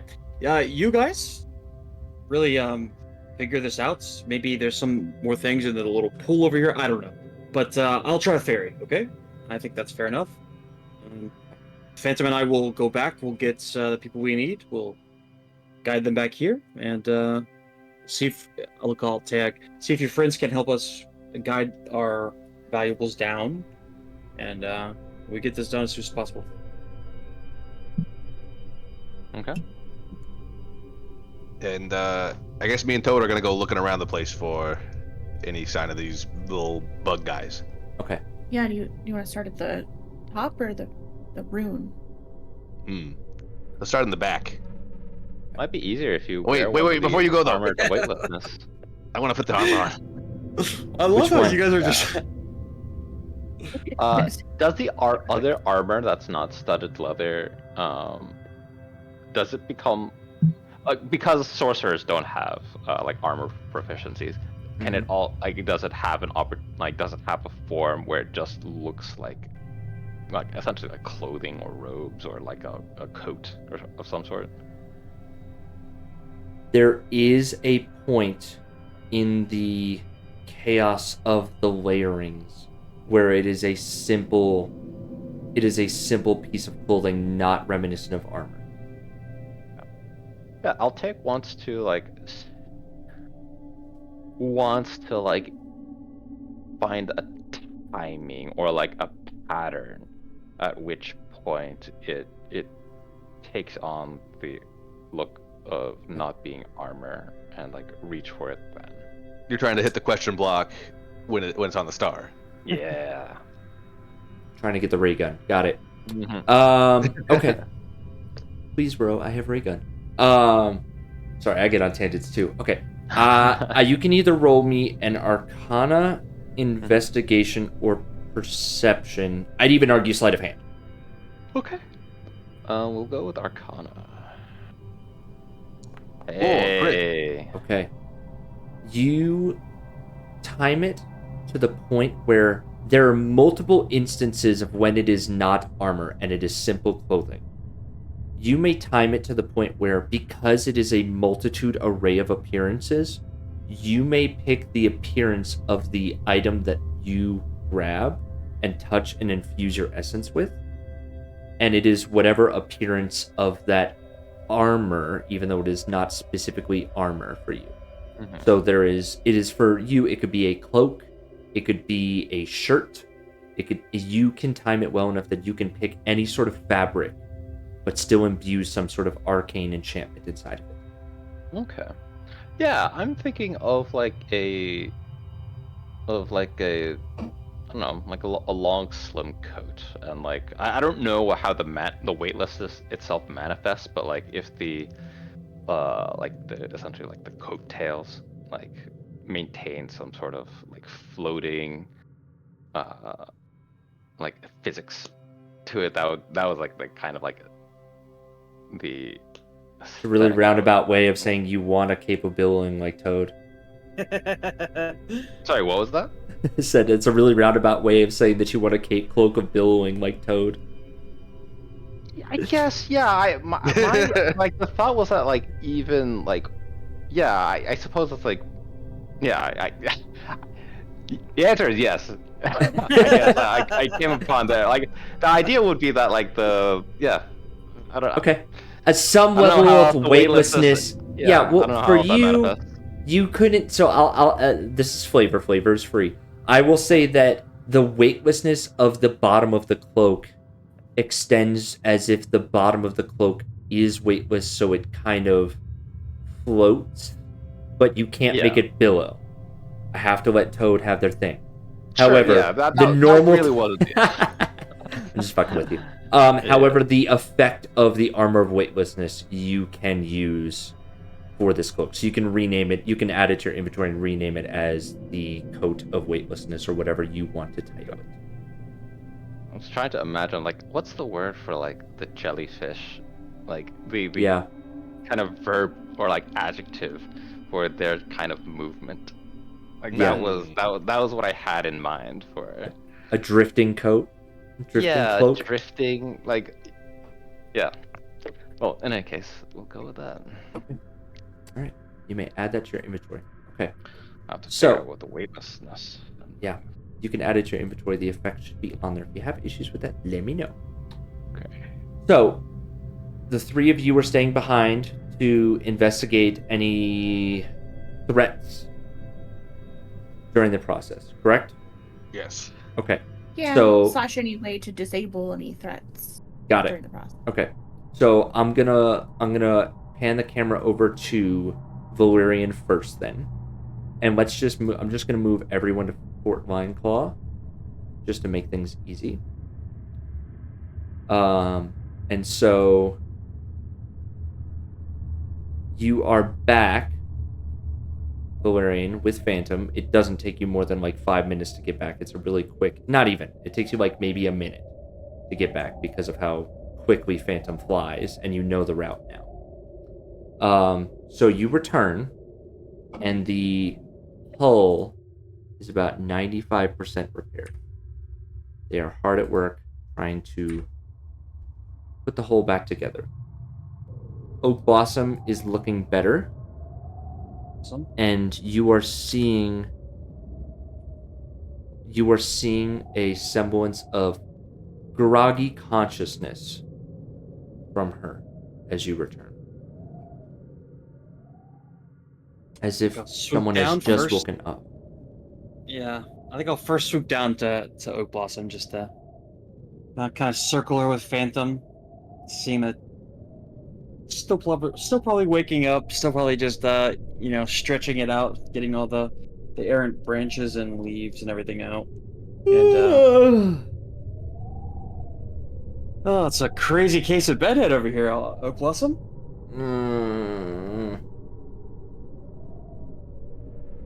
That's how I thought. That's how I thought you'd feel. We'll get there. I will. Her eyes are like squinted shut. Think You see the wrinkles in what would make up her forehead. Looking like she's almost hungover. just brush my hand on her trunk as I pass with Phantom, and then kind of skid over to the rest of the crew. Everything's looking fantastic. Gus might have some little surprises for you guys here soon if you get her and ship shop. And I'll head over to Yeah, Gus. talk to me, Cap. What's going on? What do we got? Okay, so we got a forge. Let's get you. Another one? Yeah, we do. Yeah, it's oddly similar too. So it's it might be similar issues. Mm. Kind of where we're at. And I'll be honest with you guys. Here's our options. And I'll tell them our options. Basically, we got a forge to fix our stuff, or we have a strange creature engine tool thing integrate with our ship and Oak Blossom specifically, which I don't love. So we got to make this thing work. Okay. Should tell him how long will it take to repair our materials? I think the couple of things will take just not very long, but all told will take till probably tomorrow morning if we work through the night. Assuming that we The repair our equipment, correct? Not whatever the hell they're trying to push on us. That's right. Now, if we get into a situation where we're surrounded by, this isn't a fire forge looking place like the other place was, but if we get a situation where we're fighting, astral beetles, then we can't really stay there for very long unless we can hold them off for hours.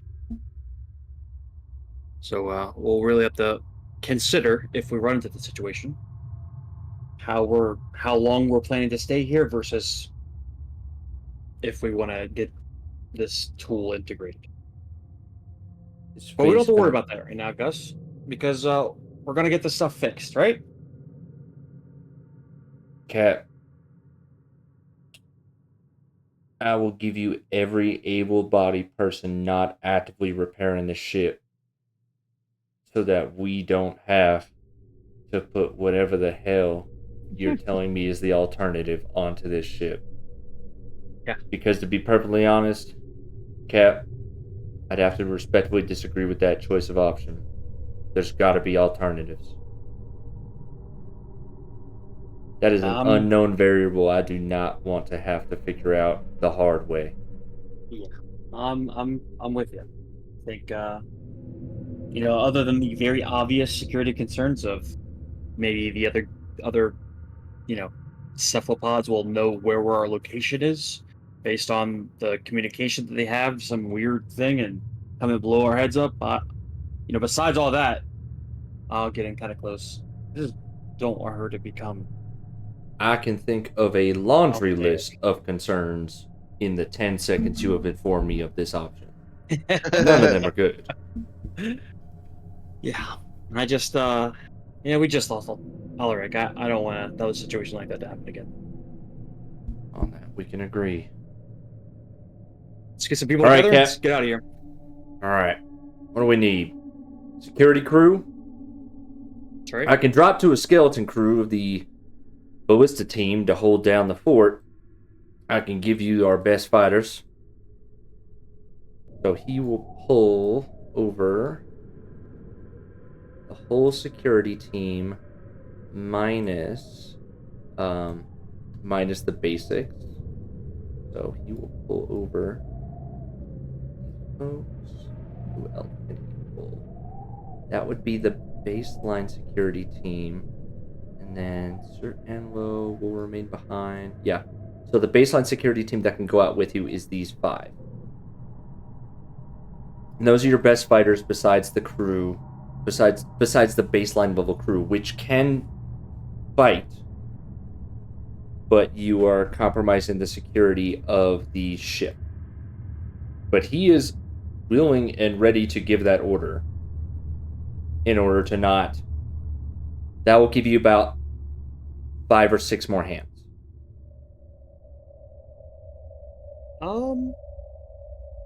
I think, just to even it out, I think I'll take John as well.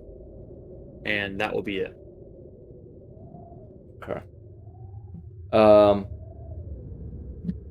he recommends you leave John because he's the best handyman for fix. He's the best handyman and knows the deck inside and out. He recommends if you need to take one more to take Sir Anlo. All right, Sir Anlo it is. Right, so those are the 6. And you conveyed to him that you are going with plan A, and heaven forbid, have a plan B, which will certainly not be fun. Is it bedtime? Okay, it's bedtime for Arthur. Give me just 1 second, guys. Hey, Bubba's, come here. How you doing? Okay, don't touch the cream. Want to sit with Daddy? Yeah. Okay. Want to talk to our friends? Yeah. Yeah. Say hi. Don't yell. Say hi. Say hi. Hi. There it is. Speaking of. Ali, okay. Don't yell. Yells. You see Moses. Moses there. Moses is here tonight. Yes. You're there. That's him right there. Yep. That's Moses. Yep. Those are all of Daddy's friends and your friends. Did you have fun tonight with Mommy? Yeah. What did you guys do? All the time, and all the time. That's a lot. Wow. We are a dramatic boy.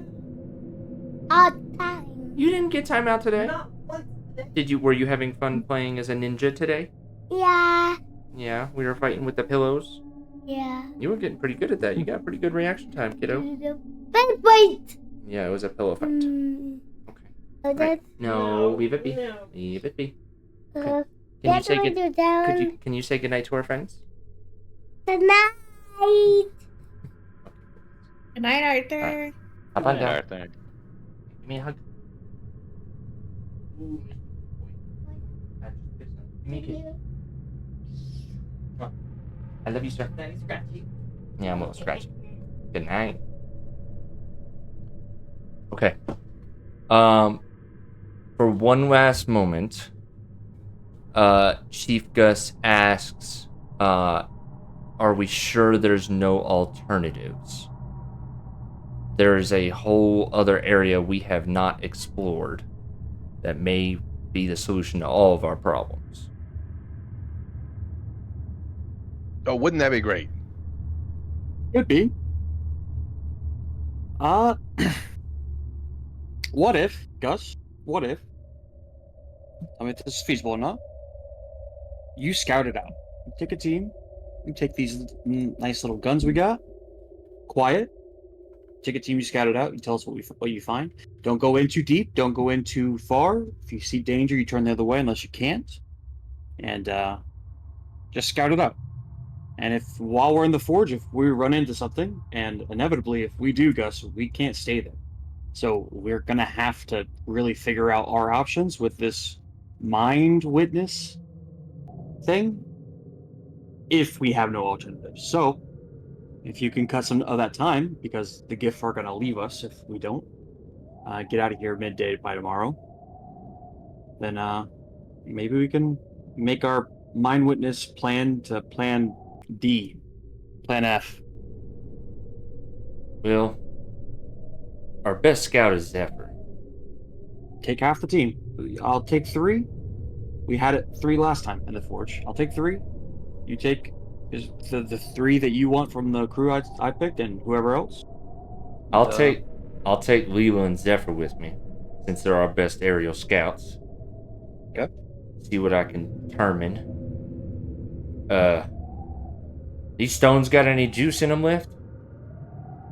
I don't. I think that you would have. Wait, he said he's going to take Zephyr and who else? Leela? Leela might be able to maybe juice it up a little bit, but not exactly sure.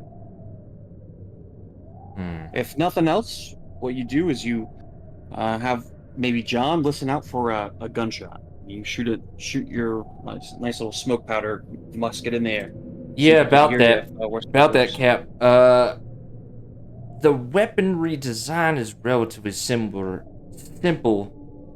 However, I'm afraid that we are limited on ammunition of these rifles. We only have about 60 rounds. So we're going to have to figure out a way long term for ammunition if we want to use these. But I am confident that I can shorten the barrels on several of them to hand off to some of the crew in a close quarter scenario, which I will say has come mighty handy personally. But that is a project for after we get off this goddamn whale. Out of, off of, yeah. Out Yeah, of, off of, whatever the hell. Maybe this is your project then, Gus. We'll keep, just don't use all the rounds. Let's keep 5 to 10 so we can reverse engineer them. Make sure we can get them, get more and maybe make them better. And above all else, just be safe. Can't lose anybody else out there. Yeah, I'll see if I'm pretty sure she can do something about these stones a couple times. Yeah, keep that thing handy. I'll give you my report back. All right. Trust ya. Good luck, Cap. Two. For all our sakes. Yeah. And he walks over the bow and hops down into the sand. And goes to discuss with Lila and Zephyr. Okay. Okay. I will round up the remaining. Well, Ethne and Sir Al, Anlo, and Tobrov have all. They've actually Tobrov and Ethne came with us last time. I'm pretty sure. So Correct. just have them gather the stuff, same way we did, and get everything else. Okay. And I'll get on Phantom and. Yep. Ethne, Tobrov, and Sir Anlo are strong enough to carry the 3 broken items on a makeshift sled. So I will drag the 4 of them back down to the infernal prison. I'd say that all this took... We're probably getting closer to about 7 o'clock now. Alright. Let me just move all this, and then we will move to the rest of you on investigating the astral. Okay.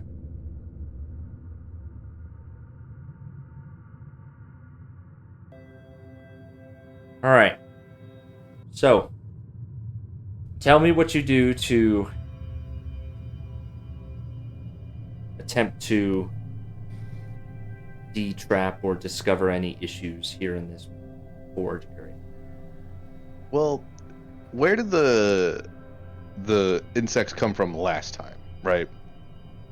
Last time they came from the lava, and the lava was everywhere. So the lava was where the space is, the lava was running through these pipelines, the lava was running through the middle. Everywhere that there's space, there was beetles coming out of previously. But because there's only a small amount of space, what appears here seems to be similar to what is in the forge in the north, which is almost like... It's almost like a white blackish substance that appears to... It almost looks like glitter soap. It's the best way I can explain this. Tasty. Visually. Yeah, try it. And then the bugs came out of the lava, but obviously there's nothing. The floors underneath you, like in the infernal prison area, dropped off into empty space. Not empty, but just into space. Hey, Tho, do you want to try to climb down the side of this thing and see if there's anything hiding out in the little crevasses? Yeah, do you want to come with me? I mean, I wish I had a saddle, to be honest with you. It's a little sketchy if I'm just hanging on with my bare hands here. That's true. But now you're weightless. If you use the charge. Oh yeah, do we know about these things yet? Yes, no roll required. You inherently understand the properties of the armor once you attune to it, or spend any short amount of time examining them. That is true. I got my spacesuit now. You know what? Screw it. I'm gonna put on the spacesuit. Okay. The armor of weightlessness. Okay. All right. So if I fall off, I can just make myself go floating up. So that'll be fine, I guess. All right. Are you I'll sure? try to hold. I'm gonna try to hold on though. I mean, Okay. Yeah. It'll be fine. Okay. And Toad starts to crawl upside down under the platform. Tink, tink, tink, tink, crunch, crunch, crunch, crunch, crunch, as the stone turns into hard rock of what used to be the foundations of this forge. You only get about 10 feet down where you get to the underside. And like what you're seeing here, there is an rocky underbelly that is seemingly floating in space. An immediate concern is that the air starts to feel a little bit thinner on the underside. You're not out of air, but the air is definitely thinner. oh, let me get my space helmet on. I'll put on my breathing bubble. Okay. Toad, Toad, are you gonna be put on okay? I mean, you can't really. I'm fine. Just Oh, okay. a little further. Okay. So, Toad, you can hold on relatively fine. I'm going to say, Rick, it is a strength. It can be an athletics check with advantage, actually, due to the weightlessness. So you're a little Okay. bit lighter and you can hold yourself up a little bit easier. Nope. Well, it was not with advantage, so let me roll again. Yeah, roll one more time. Okay. I'm You gonna begin- roll. Nope. Where needs inspiration? Well, Okay. you could take my inspiration. Oh, As okay. Rick I mean, feels his Same hand difference. slipping off the smooth metal. He managed to find some purchase and hold on. yeah. No roll required on the bottom rocky surface. There doesn't seem to be anything holding on or anything hiding underneath the forge. But you look out into the empty openness of space. Upside down, but in this environment, what is up, what is down? Yeah. It's like this whole thing was like transported from somewhere. Yeah. Although Mr. Blip said that the place upstairs, well, up the tunnel, was a prison of some kind. So this wasn't always down here. Yeah. That's really. Should we be worried about that? Don't think about it. Okay. Toad's gonna look for any sign of I don't know, are there connections, pathways of magic or something like that on the underside that maybe lead to the forge or lead to the rune in the middle? Okay. Something that kind of indicates how it might trigger the summoning of these monsters. Okay. You can do that. I'll call that. We'll call that a perception check. Rick, what are you doing while Toad looks at that? What can I be doing? Mm-hmm. You're upside down in the openness of space. Yeah. So true. You I'm can just be gonna admire my. touching, praying. Yeah. Well, it's just because Toad's doing basically what I wanted to do, so it's like. Oh. eh. Oh, I'm You sorry. can help her. Yeah. Yeah, I'll accept that. Yeah, absolutely. I'll help, but not that they need help. Looks like. Yeah. Well, Toad, you can go ahead and re-roll if you wish. Take the 23. Okay. So, the underside of this is strange. It continues to be a rocky surface underneath the entire thing. Yet, in the lines that seem to draw this cosmic material into where you see them being fed on the top side, so specifically the heads of what appear to be almost dragonoid in shape, or maybe lizardy. You're not quite sure. Well, actually, you've seen dragons before, so they do look like a strange amalgamation of dragons. On the underside, you spot a thin, wispy line of that same energy coming out of the bottom of the rocks And as you follow the wispy line that extends, it extends into the far vastness of space. It seems to be drawing in a trickle from the astral energy itself. And it reaches into, you can see you see, there seems to be no end. It looks like normal space, as if you were looking out the side of the Dragonhawk, traveling through cyberspace. So, it seems to go on forever. These wispy lines, there's about 4 of them that drift into nothingness. So far that they're out of sight. So there's like one wispy line coming from each of the dragon heads that then And goes then there's into space. Yeah, one from each, correct. Okay. Also, as you're following the wispy lines, you think you maybe see something in the space itself.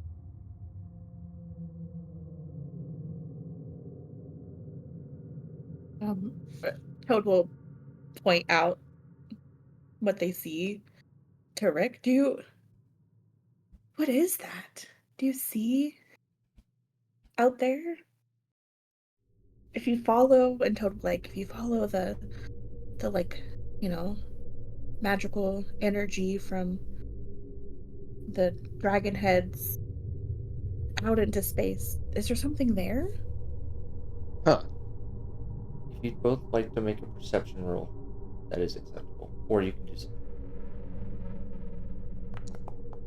Doesn't look like anything to me. Oh, me either.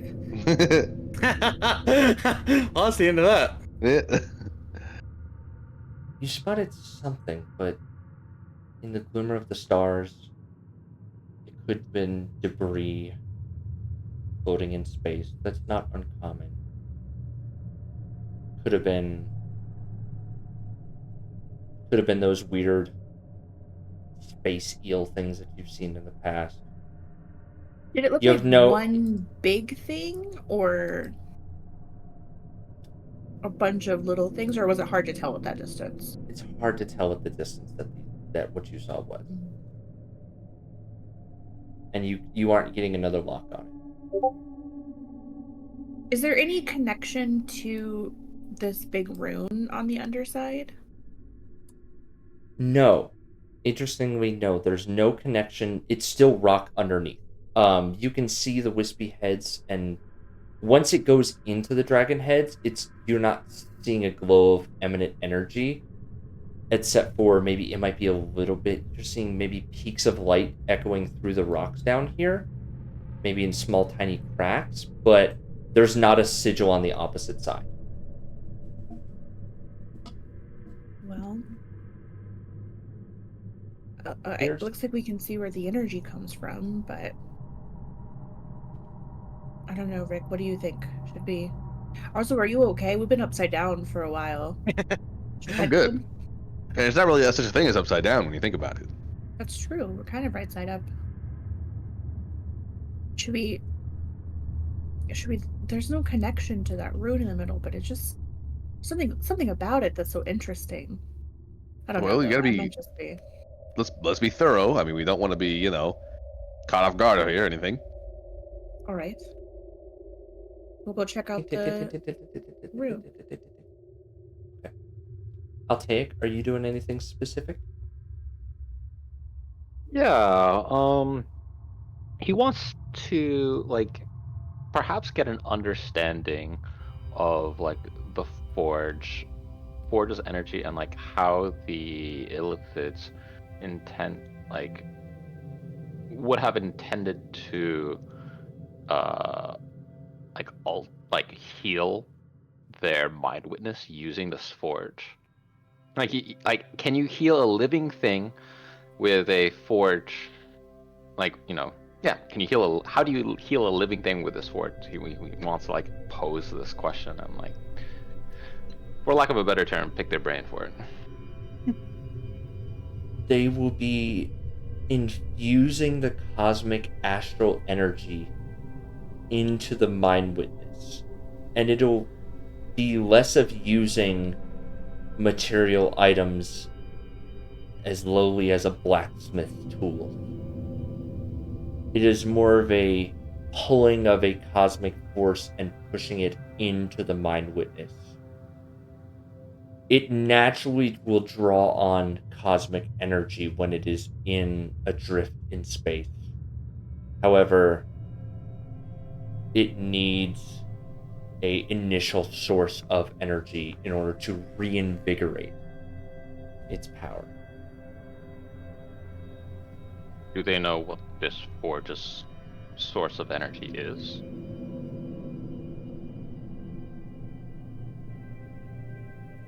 Some of it is of the technological level of what they assume to be of your compatriots.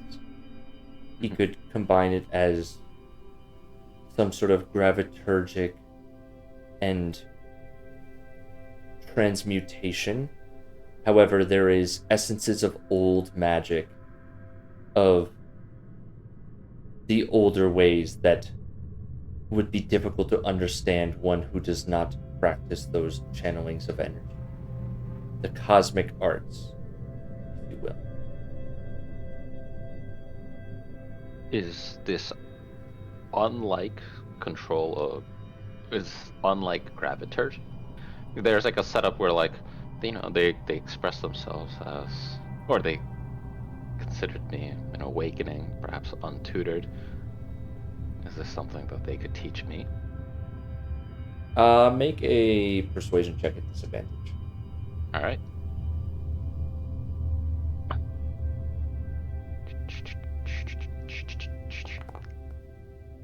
Oh, What did another you nat roll? 20. Nat 20 and a 13.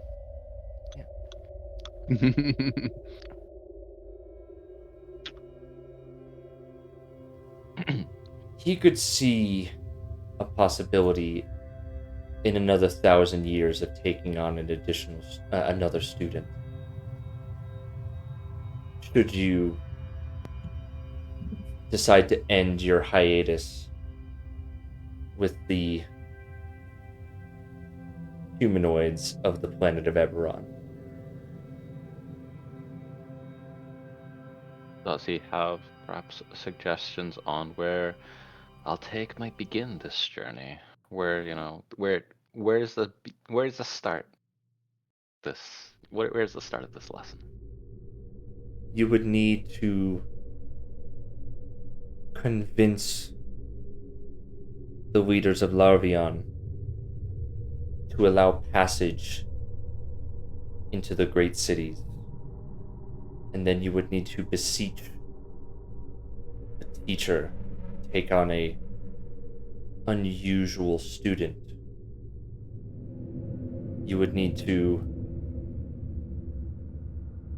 abandon whatever aspirations you have with the creatures with such short lifespans that you surround yourself with. As he recants that, or as he opines that his training took several hundred years and he was among the proficient.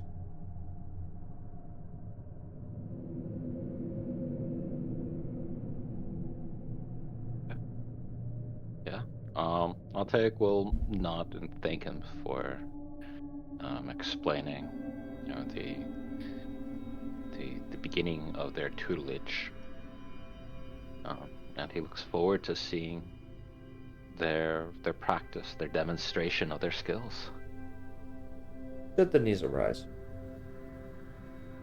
he says. Okay, let's go back to the Wombo combo over here. Mm-hmm. What is your intent? Rick, maybe you should look at this one. Okay. I mean, I'll give it an investigation, I suppose. Yeah, you could do investigation or arcane. What are you attempting to learn from this glowing sigil? I guess I'm trying to figure out, like, is this like a security system? Is this just like aesthetic? Like, what's the actual like purpose of this. Okay. Yeah. Investigation or Arcana, either or. Like an 18. This appears to be a conduit of power and a conversion of the energy that you saw being brought in. It looks like the dragon heads feed into this conduit from the south, and then the northern pole here feeds underneath all the way up to the pot in the north. You don't get the sense that this is a defensive mechanism. You're not seeing any wards or any sort of activations. It seems to be a constantly powered on conduit for the energy that powers the fort. I see.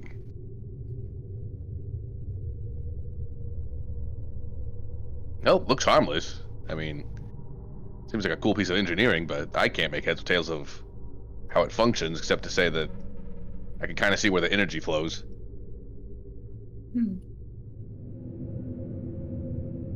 I don't know. Maybe we'll get lucky and nothing will come for us. We gotta manifest it. I agree. I'm sure everything will be fine, and we'll get out of here, no problems, with no mind witness.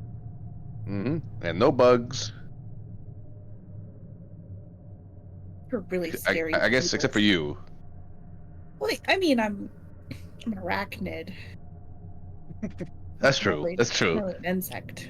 Not a bug. Not a bug, right?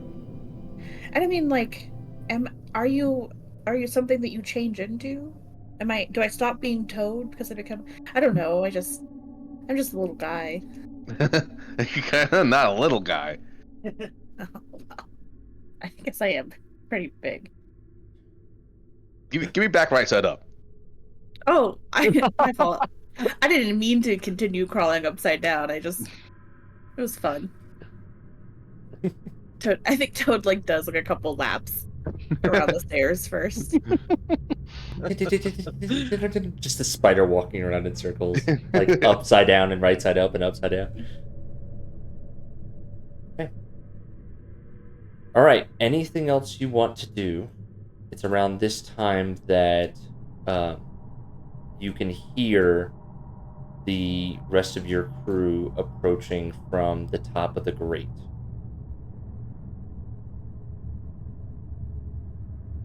With the cargo. Oh, we gotta get these guys down here somehow. Yeah, Really, they brought rope. Well, Is this the running gag as you guys keep forgetting rope? Get your fucking rope then. Didn't we build a pulley system for boarding other ships? Couldn't that be repurposed for?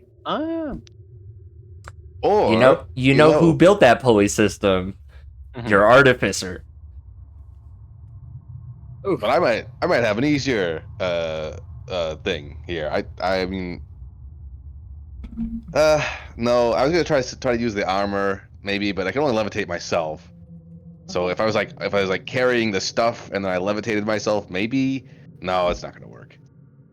Could you and Altair both levitate yourselves and then together carry the thing down? I don't know. Altair, you think you can handle that? I mean, how heavy is these parts gonna be? Very good question. How heavy are these parts going to be? Yeah. They each weigh about 150 pounds. Well, as a combination, they weigh about 400 pounds. All together, including the sled. To combine, this is about 400 pounds of weight. No, that's not too bad. All right, I'll take you. You and me want to levitate these things down? Or I guess levitate ourselves and then slowly fall down while we're carrying these things one at a time? It's just yeah. We could do that. If we work together, we can both. Two magicians should be able to keep priceless pieces of broken equipment from breaking further, right? Yeah. Surely neither of us will drop the fire elemental enclosure down a 100 foot plus. No, we'll be fine. Ooh. Yeah. Do you guys want to take a quick 5-minute, 10-minute break before we get into this further? What is Yeah, still sure. enough Before we point? start dropping and breaking all of Yeah. our shit, yeah, I'm done. You guys, you guys want to do 5 minutes or 10 minutes? I don't care. Little Let's do 10-minute a- break? I'm done Yeah, with let's just do a 10. Yeah, let's come back at that. Let's 50. take my little dog out. All right. Okay.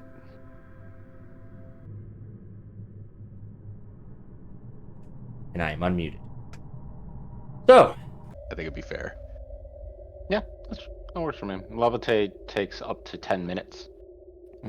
I can imagine us being careful. and so you're holding that weight as you levitate down. Yeah, basically. So who's doing the holding and levitating down? Who is it? You and Eugene? Is it the two of y'all? I think the current gist is that we're both doing it, so we're both holding on.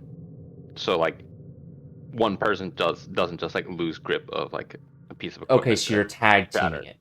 Yeah, we're doing it together. So you would need 6 casts of levitate. Am I understanding that correctly?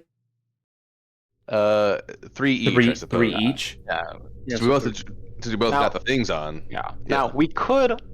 I like this plan. We could tag the object with levitate, but we'd still have to go down with it. Oh, Yeah. that's about. Go Yeah, on. so you can do that if you have the spell, because the armor only targets yourself. Yeah, that's Gotcha. the thing.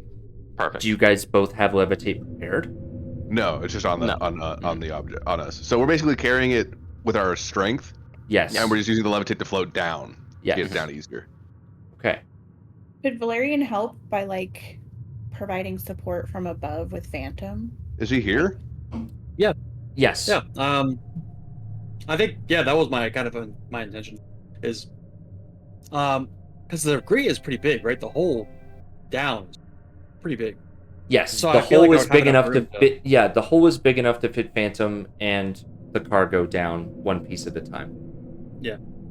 So we got like strap. You know, you could strap it to Phantom, or you'll hold on to the thing while Phantom goes through the shaft downward. I was kind of imagining like as you guys are holding it and like slowly coming down, I think Phantom kind of grasps onto it with his talons, and we kind of glide downwards with you, like basically fight against it a little bit, just to help the weight. If that makes sense. Okay. Works for me. So, what's the order of the parts that you're going to bring down? Because you have the ventilation, the power thrust, and the wood powering the gravity plane. The ventilation is what we could fix quickly, right? What was the... Power thrust, or excuse me, gravity plane you can fix quickly here. Okay, then yeah, it'd be the gravity plane I think first. Okay. All right. So I'm going to do this like this. I'm going to have all 3 of you roll strength checks. And it's less of... The DC is 10. However, if you are out of sync by more than 5, there will be complications. So it's less about the raw pulling capacity, and it's more about how in sync you all are. Okay. First of all, that is hilarious. I love that idea. Good so far. Yeah, all right. So no way I can mess this up. I believe. Yeah. Oh, no. I'm gonna go ahead and use my inspiration. Okay? My last remaining. Rick, you have to hold it higher. Rick, Rick, you have to hold it higher. This Pivot! little guy. Pivot! Okay. I'm the shortest one. Okay. You gotta come down to my level. All right. Because there was one roll that was below the DC, the grip drops.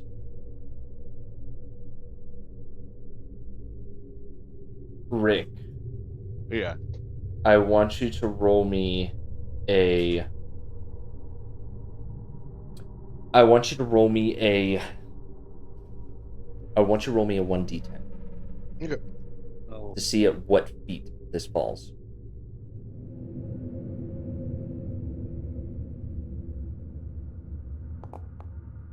Well, Now you decide to roll.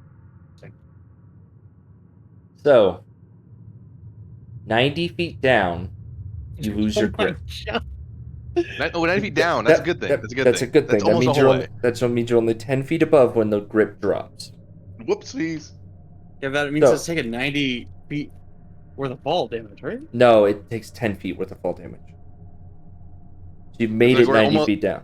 We You're almost almost down. made it all the way down, and then I left. Oh, okay. Sorry, Yeah. sorry. My brain was Yeah, going. opposite. Perfect. Yeah. Amazing. Wonderful. Reverse. Great job. So, Thanks, man. the gravity plane wood suffers damage that will add give me a d20 roll, please. Okay. What originally took you 10 minutes is now going to take 16 minutes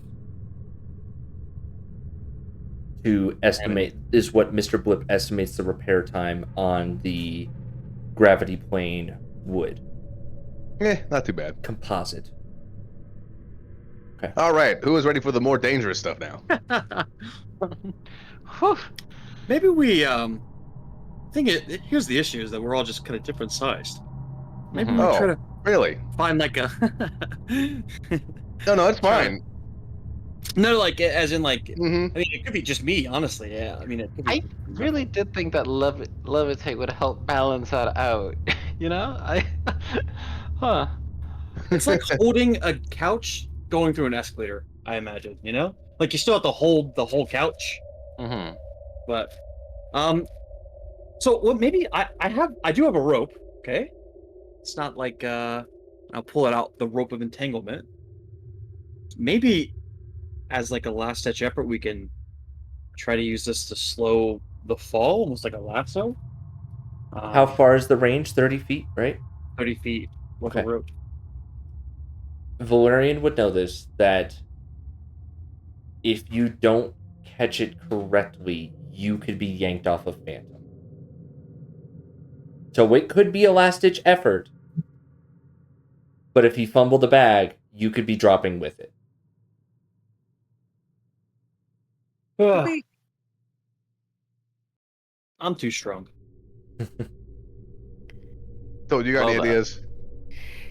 yeah, I mean, why don't we ask our cephalid friends? I mean, if they can teleport, maybe they have like other magic that could make the items lighter or something.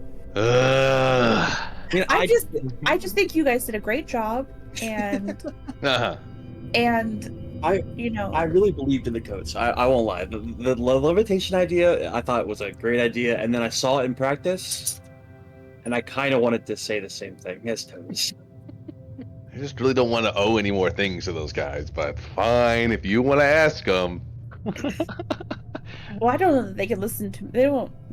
I can try to ask them, but I don't think they understand us, right? So I think I'll take us to ask them. Mm-hmm. I'll take what you asked them for us. Yeah, I'll Yes, take. Will you grovel and then beg them to carry our furniture for us? I'll make sure to tell them that Rick specifically, this one over here, requested their Yeah, tell. I don't care. I don't care. Tell them that. I'll take Will, approach them. And it's like, for the process of moving our equipment, could you aid us with safely bringing down, these heavy pieces that are essential for the safe workings of our Spelljammer craft? Make a blind, flat persuasion check, please. Okie dokie. Blind GM roll, persuasion. Back to public. Well, we can levitate similar to what we have just observed. I'm afraid more hands in the procedure may cause more ability and outweighing of the load as it falls. What are they saying out there? Too many cooks. Oh, convenient. Well, They just be getting in the way is what they. Okay. Oh, Rick. Okay, I like it. So critical. So jaded. Give me back up there. I'm using another levitation charge. All right. Let's do We're gonna it. do it right this time. Okay. All right. 3 strength checks, please. You can totally say no to this, but could Toad make like a little web near the bottom Good to try to luck. catch things? Yes. However, the effectiveness of it.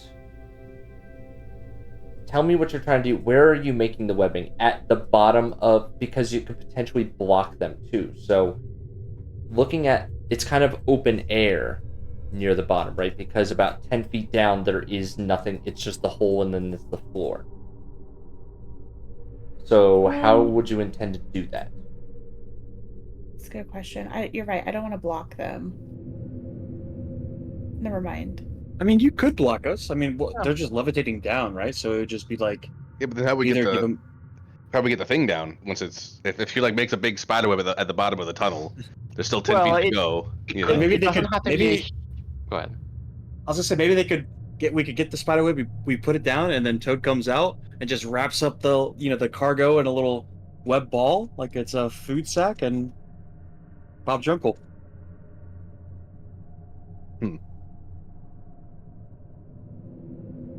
Up to you all. I mean, I can also maybe like skitter along the side of the tunnel and be ready to throw a web at the part should it start to fall. Though it will, I think, much like the rope, potentially yank me off the wall if it goes poorly. That is an Well- astute observation. I think Toad will maybe sit near like the bottom of the tunnel, of like the pipe or whatever, Okay. and be ready to catch it from there, so that if they fall, they don't fall like 100 feet. So, at bare minimum, it's 10 feet above the floor that you can sit. Do you sit at the 10 feet mark, or do you sit higher than that? Oh, I'll sit at the 20 feet mark. Okay. All right. So now Toad is as backup last ditch to attempt to web up any falling debris. Oh, we're gonna need it. I'll take his rolled his roll. Yeah. And Ricky's like, oh, I'm feeling great now. though. Oh, we can maybe. My grip is slipping. Why? Oh, you gotta be kidding me. Oh no! Okay, Hey, I'll you take. You over-adjusted, Altair. You're too low. Too much. I'll take. Go ahead and roll me that 1d10, please, sir. Oh. Pivot. Okay, that's 20 feet Hey, that's this a 20 time. foot mark. That's where Toad's at. At the 20-foot mark, Toad, you see Altair's grip unbalance, and it falls out of the grip of the others. So Toad and Toad and Val both indicated backup plans. Yep. Yes, I will attempt to shoot a web at it. To pin it to the wall. I Parallel think to- to catch it. No, I think to try to like catch it on the way down and then like stop it from hitting the ground. Okay. The web is just a save, right? No, it's a ranged weapon attack. It is ranged. Okay. Go ahead and roll me that ranged weapon attack. All right. Spider Toad. That's a. That's the D6. So. Oh, did it roll the The reach. D6? Okay. Oh no. No. That is the that's a D20. natty one. I was like, that would be really nice, but Okay. I'm out of no, inspiration. I don't think so. Yes. Okay. Your web unfortunately does not catch. Valerian, if you want to do something, declare it now. Yep. I am. I Okay. will have with the rope of entanglement That is a save or a ranged attack? It is. I'll post it. A dex save. Okay. So what I'm gonna call this is make me a. Do you have a ranged weapon that we could use a statistic for? What would that be? Your Yeah, I dex do. is- I have a longbow. You have Okay. a gun. I do have a Nice. gun. I But haven't you- added to my. Okay. Yeah. Yeah, you have a crossbow. What would your? Okay. Okay. So this is a magical weapon. I'm going to call this dex based for the hit. So let's just do what would your modifier be for this? Is it just a +0? No, because you're proficient. What's your proficiency score? Score is 3 or 4? 3? 3? Is it 3 or 4? I don't remember. I think it's 3. It's 3. It's 3. 3? Okay. So let's do a d20 plus 3. You have to beat your dex. You have to beat your DC 15. And because you went after Toad, I'm gonna say that it's a disadvantage because you're trying to do it at the last second. Ooh.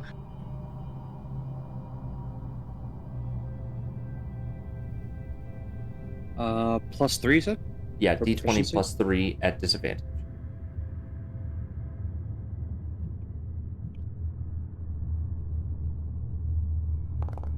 Wow. Well, Well, Okay. So,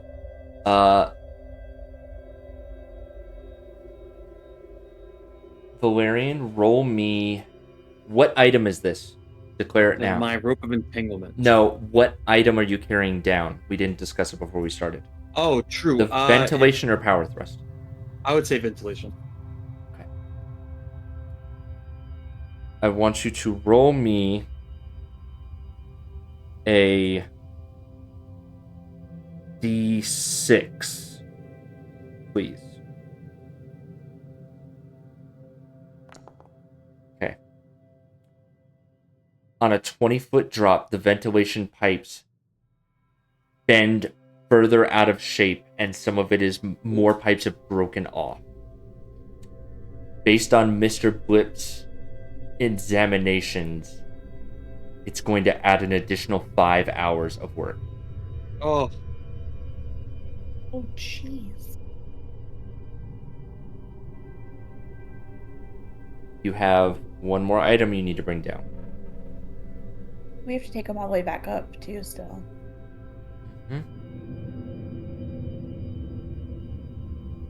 okay. Do we have any other ways that we think would be easier to bring this shit down? ropes. Yeah, like some kind of system of... It'd have to be a lot of rope, though. It's 110 feet to the floor. Yeah, I only have the 30 feet here. And Mr. Oh, Blip the- had an additional 30 feet that he initially provided last session. Does Signy, Ethne, or Tobruk? Actually, Ubrov carries rope. He's a big dude. He would have 30 feet. And Ethne has 30 feet. So you have That's 120 right there. 120. But to make a pulley system, or whatever you're intending to do. Could you go back to the ship and get our boarding system? That must have a lot of rope in it. It does. Yeah, it shouldn't take me all of, a couple minutes. And I'll fly back. Okay. So you fly Well, back. meanwhile, can we get Mr. Book to start working on the stuff that we already gotten down at least? You want him to start hammering away? Uh, I don't like how you said that. Yeah, me neither.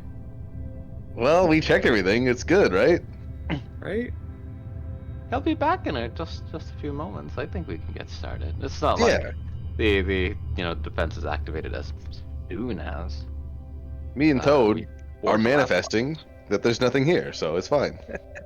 Nothing's gonna happen. laptop. Ah. All right. So do you start as soon as Val leaves?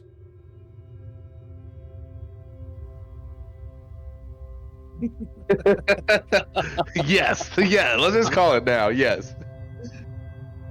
That's what I'm talking about.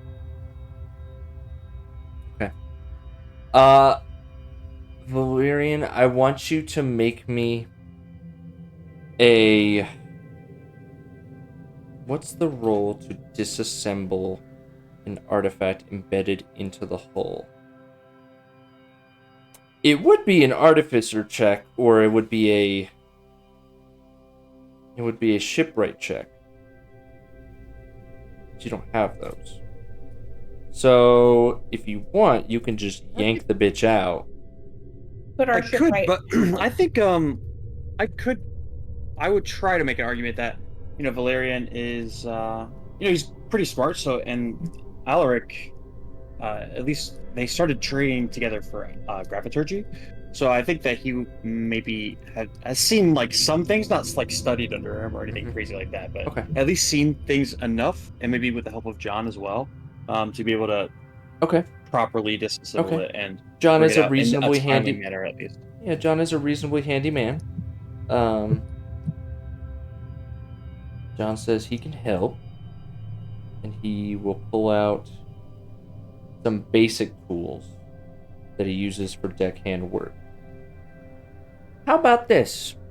Ooh, I'm gonna use the roll that nobody in this party will ever use. I'm gonna use a deckhand check. Ooh. Oh, the entry level check. Because the deckhand roll is a roll. Oh, let me go to my notes real quick. Where's my deckhand check? You gotta dust off the deckhand rules. Yeah, I do have them. The old rule book. All right. Okay.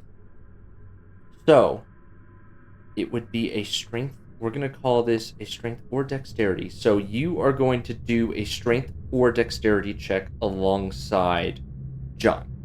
John's using strength to pry up specific areas that are kind of wedged in there for support.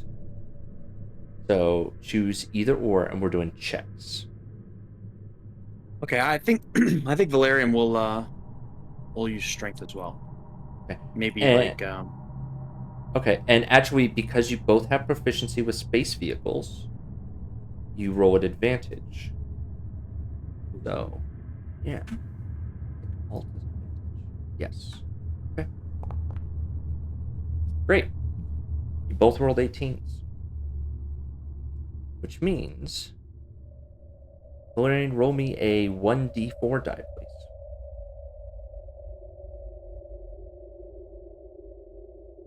Okay. So, takes you 3 minutes to do this, plus travel time, which I'll say is another 3 minutes. I'll give it to you 5 minutes. So 5 minutes total. So 5 minutes total while you were arresting this gear and bringing it back. Okay. At the Astral Forge, Mr. Blip begins work on what item? You have the gravity plane boards down here, and you have the ventilation pipes. The gravitational one was just going to take 16 minutes, right? Correct.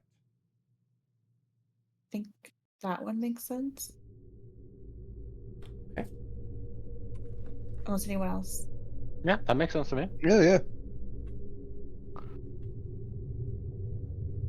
Alec was just, Altair is just thinking, could we have used the gravity engine repair to fix or to lower the other one? Okay. Toad, I would like you to roll me a 1d4, please.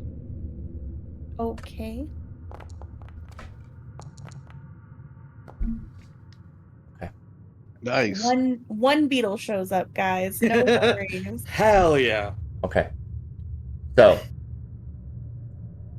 as Mr. Blip brandishes his blacksmithing tools, his trusty maul in hand, he begins work on the wooden config. It's partially wood, but partially metal. It's this strange... Most of you struggle to comprehend what exactly this item is, but Mr. Blip seems to have good understanding of this material. So he begins chipping away at some of the broken pieces and then begins hammering out the metallic pieces that have bent out of shape. The ringing echoes in the room and then seems to permeate out into space. The sound seems to quickly die off as the atmosphere around the space that you're attached to becomes a vacuum. No beetles pop out. No creatures attack you. You're all tense, anticipating some sort of fight. Me and Toad are just right next to Gragum here. Hey, A so, giant spider and a Yeah. And Go ahead. And at the 5-minute mark, Valerian, you return at the top of the tube. Okay, I got this out. Might take a little bit of doing to get it back in, but I think we got enough supplies here.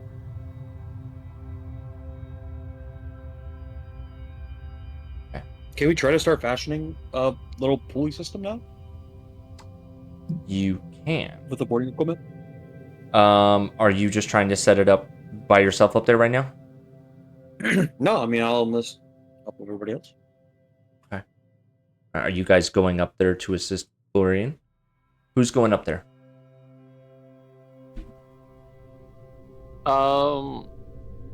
With like the construction of the. I'll take will go. He'd like to see this through. Okay. You know, it's How do you get unfortunate back how up? much it's. Yeah. Do you go Well, up to the levitate. top? How are you getting up there? Levitation again? Okay. Yeah. You have that ability. You have the armor. Okay. So Valerian and Altaic are at the top. What are you guys doing? You have the pulley system with, if I recall correctly, it was about 400 feet of rope. Well, how do did you guys, was it designed with a weight offset, or should I, go beneath the platform to help keep it even and also reduce the weight by whatever the levitation forces allow? It's a good point. Maybe, yeah. I think because we can tie it over the gate, over the grates, over the remaining bars, whatever, to try to distribute the weight. But maybe having something at the bottom. Okay. Let's do it this way. I would like both of you to do an intelligence check of your physics understanding to see how well you rig up this pulley system. Oh no. I'm very tired. The captain is explaining the mechanics of the pulley system. It's like you just like you have to like tie it to one end, sure, and then drop it with the other side being pulled. That's a pulley, right? Okay. You as well, Altaic. Or Oh, okay. yeah, both of you were. Yeah.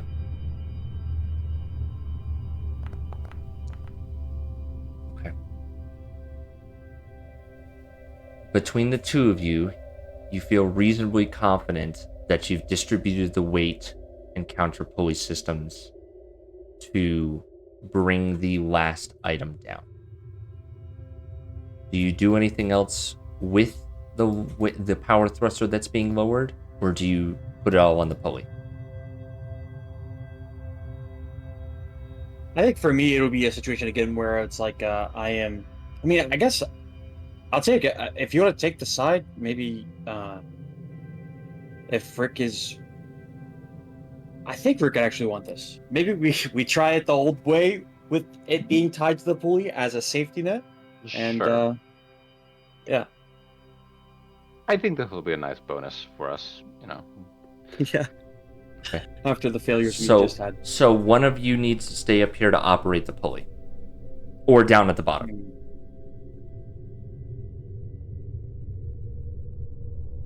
Okay, I'll stay up. I'll stay above. I think. And I'll take.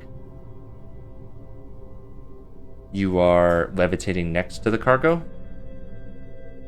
Yeah, so the weight isn't all on him. I don't know if we have like block and tackle systems set up to reduce the weight load based on this, based on our intelligence checks. But yeah, you know, he Yeah, in you're- the case study, like ever, you know, the momentum of it shifts. He doesn't want it sliding off. I'm Yeah. sure we strapped it on, but perhaps even the platform can come off. So I'll take wants to be there to, you know, keep it stable so that it Gotcha. doesn't like swing pendulously against a wall. Gotcha. So on and so forth.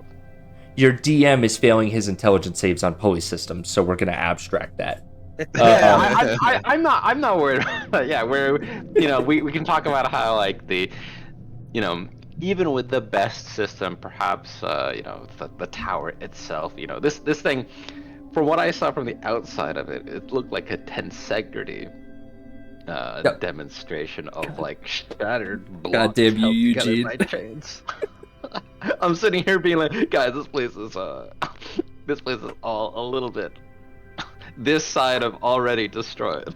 Come on, man. Are you a sorcerer or an artificer? You're hurting my brain. Okay. All right. So let's do it this way. Let's just do a. I'm gonna say that with the pulley system, you guys are both doing strength rolls again. However, the window has been doubled to within 10 of each other. Sounds good. So 2 strength check, or 1 strength check from each of you, please. Perfect. 10 on either side. What did you do? It's a natural 20, though. To be fair, I don't know. That should count for something. Maybe. Hopefully, please. You went to one number. I could see from there. I'm just kidding. I'm just kidding. Good one, Muscles John. over here. That's hilarious. I like how every single one of you failed this, and it wasn't just on one person. Yeah. Okay. Guys, I'm really strong. Natural 20. Oh, And yeah. I am going to give you this, okay? I want you to roll me a So I'm going to do a little bit different. I'm going to say roll me a D4 die, and that's how low to the ground it gets slightly off balance. So only 10 feet above. Okay. It's always 10 feet. We're losing in the last half, guys. Well, Valerian's just so strong, he just grabs onto it with one finger and it's fine. Okay. So as soon as it comes out of the tunnel, as the hammering continues, and I'd say it's been about another.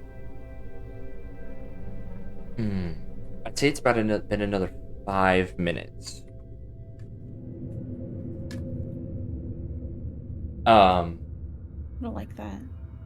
Oh, don't worry about it. Pay no attention to the man behind the corner. So, I want you to. So, about 10 feet below, the power thruster drops and suffers. Oh, come on. The power thruster drops and suffers some minor damage. Valerian, I want you to roll me a 1d2, please. Quick flip. Nice. I think. Yes. It adds 1 extra hour of work. Well, So, that's the best we've done so far. So, to emphasize, I believe you added 5 hours to the other one? Yes. We Oh, did. boy. 5 plus 1. Hold on. The time now is 8 p.m. My calculations when I say I mean Mr. Blip's calculations of how long it will take him to repair all 3 of these materials is 14 hours. Okay. Okay.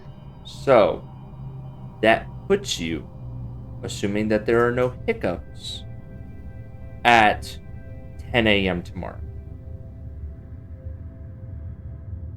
Which means that you have 2 hours to get all these materials back up the tunnel and to your ship. So should maybe devise in that 14 hours a way to get these back up there. Yeah. Y'all's pulley system didn't seem too Neither do great. you. The pulley system remains intact. We'll call it a jerk in the line that you were able to repair. Okay. So, it is 8 p.m. Mr. Blip is about 10 minutes into his work. Okay? The Illithids intend to stay here until... Rolled a natural 20 on the check. Altair. Roll me 3d4, please. Okay.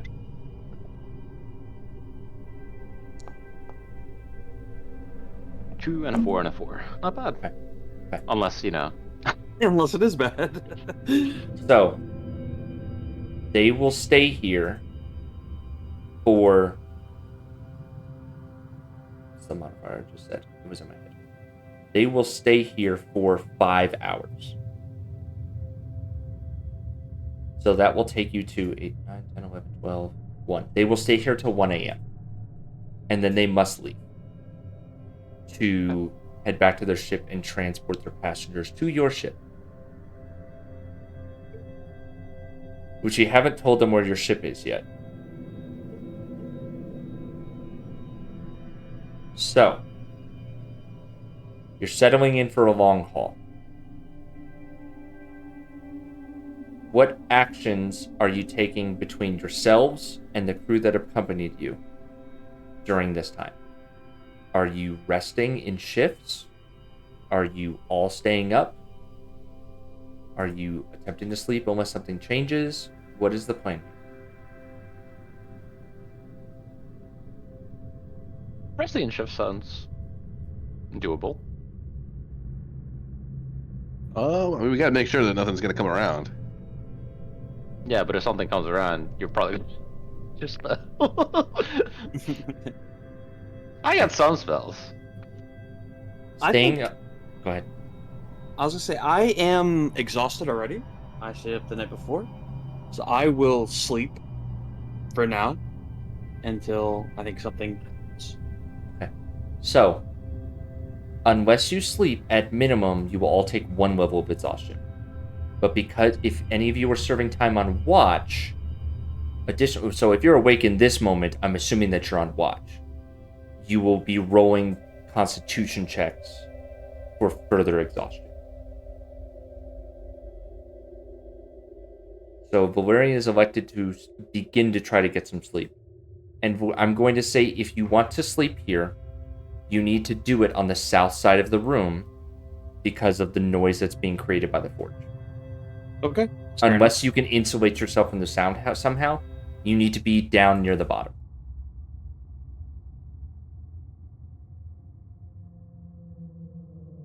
Okay. So Valerian has elected to begin to try to begin a long rest. What are the 3 of you and the 4 crew members accompanying you doing? And at this time, actually, before I ask that question, and before Valerian goes to sleep, you do get the report from Gus. Okay. So, here's what Gus found.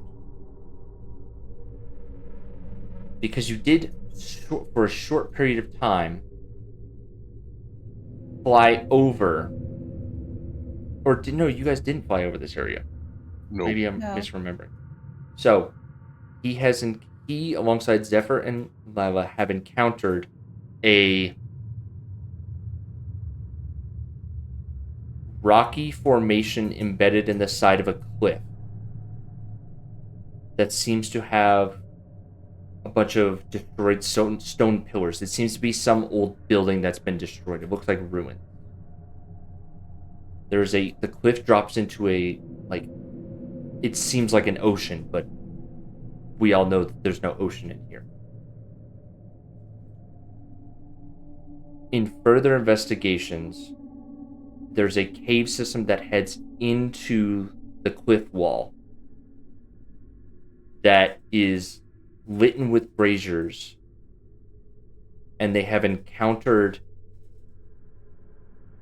these stone statues. These stone statues attack the three of them. They are wounded, but they fled. They took out a few of these stone... They're like stone men who've been frozen in stone that come to life and attack them. And they managed to take out a handful.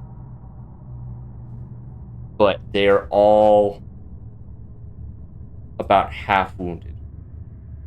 They thought they saw something else in the area. And Zephyr is offering to push and speed past the enemies in an attempt to scout deeper. But he wants permission to...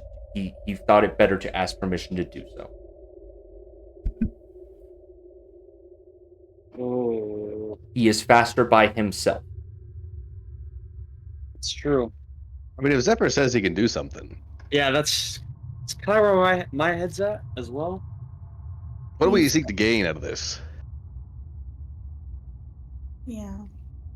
Well, what we were talking about, Gus basically, we want to make sure we have all the options. If these ruins or wherever else has some type of another ship, perhaps, or any other types of means to fix our ship, as opposed to using the forge here or any other method, looking at the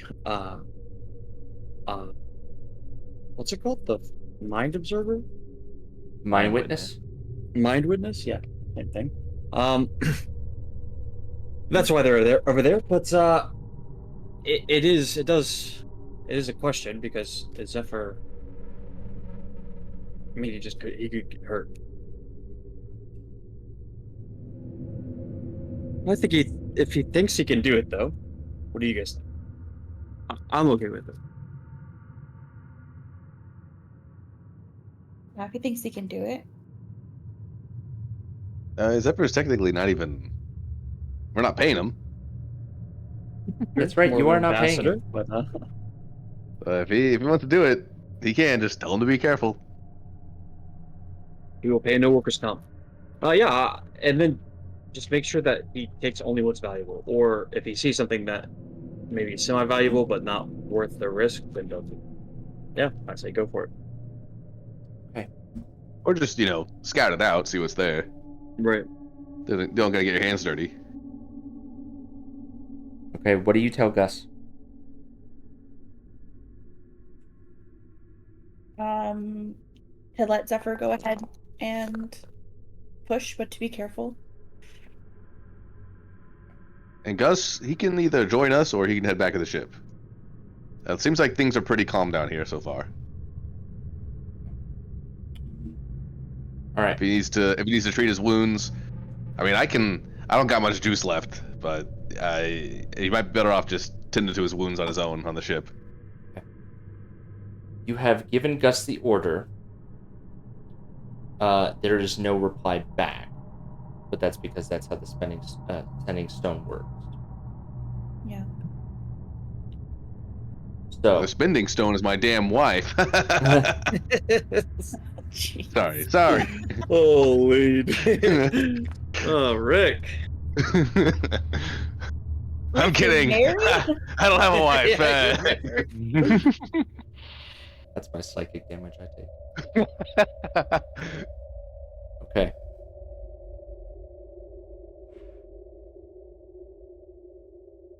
While you're waiting for a reply, while you're waiting for an additional follow-up report, what are you guys doing? Val, are you going to attempt to sleep or wait for a reply? That's a good point. I think I'll rest, but I will rest near wherever Toad's at, so I can't rest as in like close my eyes, but I'm still awake. Just so I can make sure I can hear a reply first. I need to hear the No. You report. gotta go to sleep, mister. You've been up too long. Okay. Okay. Yeah. Me and Toad will That's- handle it. All right. You'll pull up your sleeping bag at the end of the tunnel over there. Yeah. My sleeping bag is just Phantom's wing. Oh, that's cute. That's Yeah, that was adorable. pretty good. Okay. I think Toad will try to rest probably while the illithids are still here. Since they only have to rest for 4 hours. Okay. So I think Toad will instead hand Rick the sending stone Mm-hmm. and say, Rick, you got it. Gotcha. I need to dismount. I don't know how to do that. I think it's N, And like Nancy. Ah. Before Toad goes to bed, can they peek over the edge of the platform and see if the thing they saw before, if they can see it now? Or if it's like make a perception check. gotten, you know. Mm-hmm.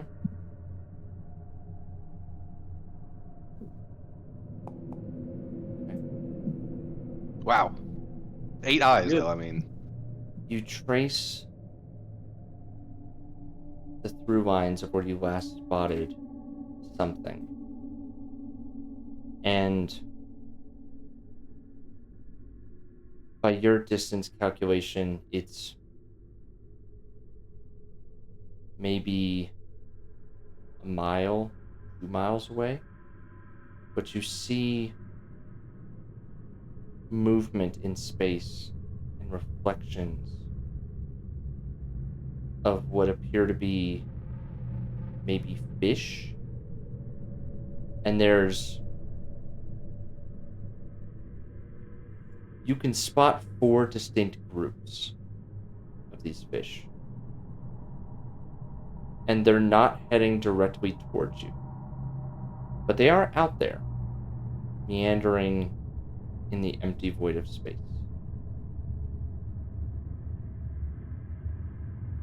Well, the thing I thought I saw earlier, I see it now. Space fish? That's kind of cool. Oh. They're not coming towards us right now, but maybe keep an eye on them just for the next couple hours while I rest. Space fish and a space whale. Do you think he swallowed the space fish, or I don't know what's going on in here. is the space whale pregnant and those are baby space whales? It wouldn't be pregnant the anymore if they were fully formed, right? Like, I don't know. Don't they kind of? I don't know how mature they are. true. Rick, Anyway, space don't let whale the in. space fish attack us. Hell, I might go space Yeah, fishing. That's a thing. Rick's gonna look over the side, but I don't think for like if Toad's gonna rest, Rick's gonna look over the side while they do that. But he's staying awake. Okay. You're gonna stay awake. Keep an eye on the space fish. Mm-hmm. Okay. After about 20 minutes of waiting for a reply, Gus reports back saying that they've all just arrived back at the Dragonhawk, and Zephyr encountered another forge. Jeez, I mean, how many of these damn things are there? Oh my! Whale really likes to eat forges. Okay, I'm gonna say to him, hold on. Is it like safe to get there? How far away is it? Let me give you the rest of the report real quick. Oh, okay, Because it's a 1 in 1 out thing. Oh, sorry for interrupting. Go ahead, Gus. So, Zephyr encountered another forge, took minimal damage, but encountered a larger, stronger creature that seems... It was a feminine humanoid creature that appeared to have what he can only describe as snakes for hair. Ooh. The Well, that's forge just crazy. itself seems to be covered in sand, and there appears to be a... What's the word I'm looking for? A astrology device where you have a solar system with metal in an orbit, An right? Like a astrolabe? An Astrolabe. orrery, perhaps. orrery. One of those two whatever. things. Words are escaping me right now.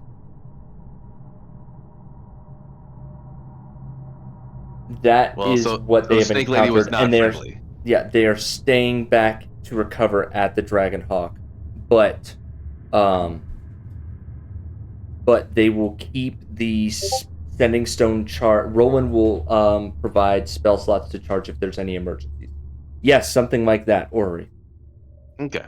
Well, sounds like we found the good forge then. No snake hair ladies here. Tell Gus to rest up, and if he wants to join us down here, it's fine. But excuse me, I'm not. I'm gonna tell Gus. No one's gonna tell Gus but me because I'm the only one with the stones. I love how you're saying all this to Gus right now. Yeah. Hey Gus, if you want to rest up and come back over here, you can. But it's so far so good. It's quiet down here. No bugs, no snake ladies. So things are going well, at least at the moment. Okay. Though it might take us a little longer to repair these things than we thought. So tell the crew to get ready for us around 10 o'clock in the morning.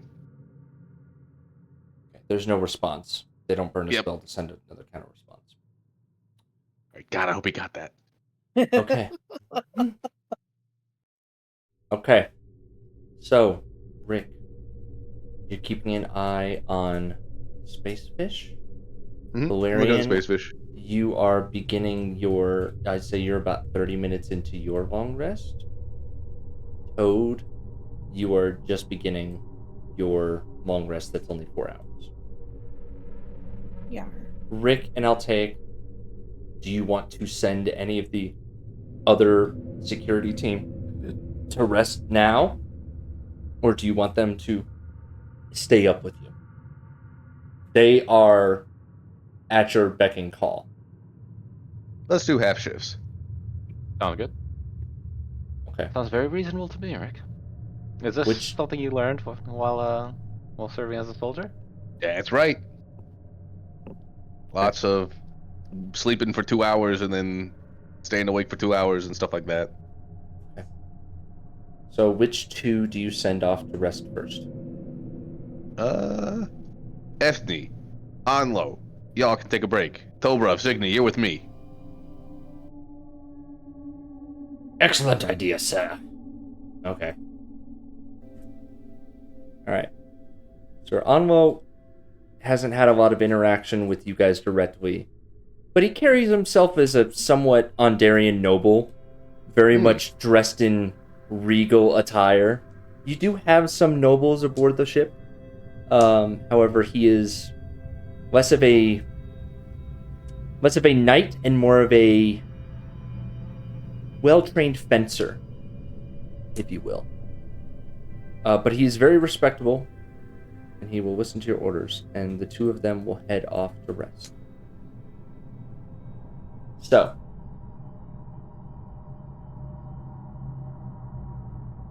go ahead. We are about...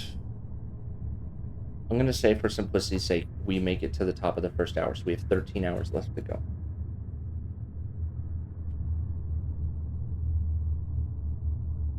If you'd like to make another perception check, you can. I'll take. What are you doing in the meantime? And I'll say that, Rick, you get a +1 for every person that's standing watch with you, so you get an additional +1 from Signy and +1 from Tobrov. An 11 will be my final score then. Okay.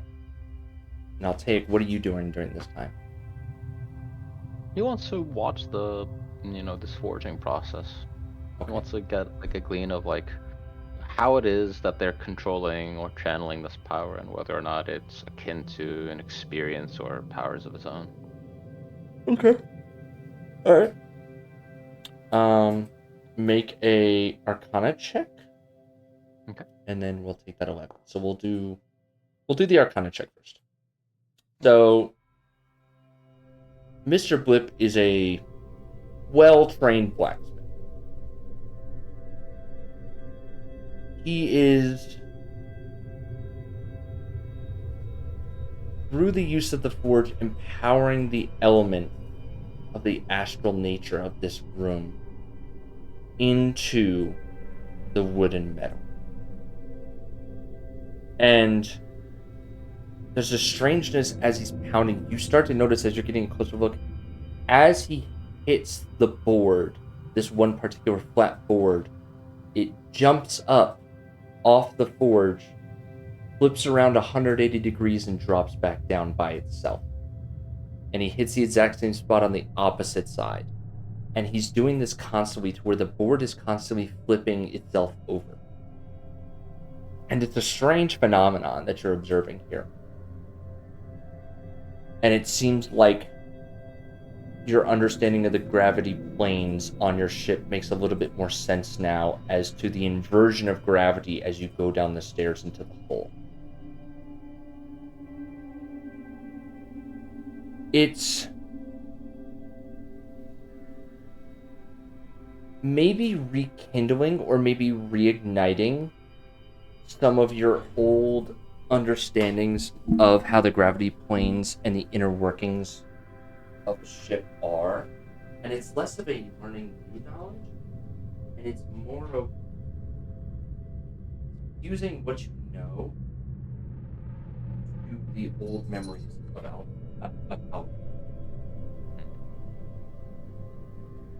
Rick, There's a go ahead. there's a strange sense of like deja vu, as this is more of like a meditative process than he expected. He was kind of like monitoring the forging process, keeping an eye on both the illithids. But now his mind is drifting back.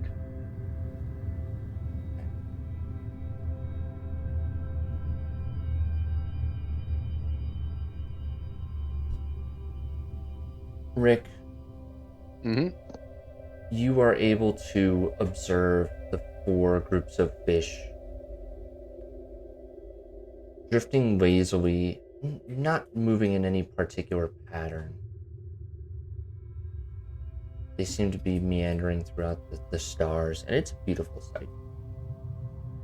Pretty fishy. There's no particular patterns that you can gauge. They don't seem to be heading directly for you. For now, it's quiet.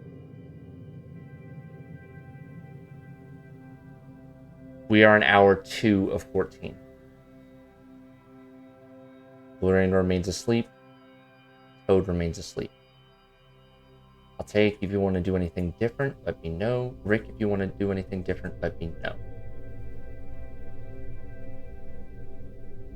We're going into the 3rd hour. I'm good. Yeah. I'll take plans on staying with Rick until it's their time to take a break. Yeah, Although, look at these fishes. Have you been counting them? There's too many to count. Okay. So if you're gonna try to count the fishes, you can roll me another perception check. You hear some grunting, and Mr. Blip has to take a short, quick break to readjust the servos in his wrist, but he continues on. Oh, I am gonna count these fish.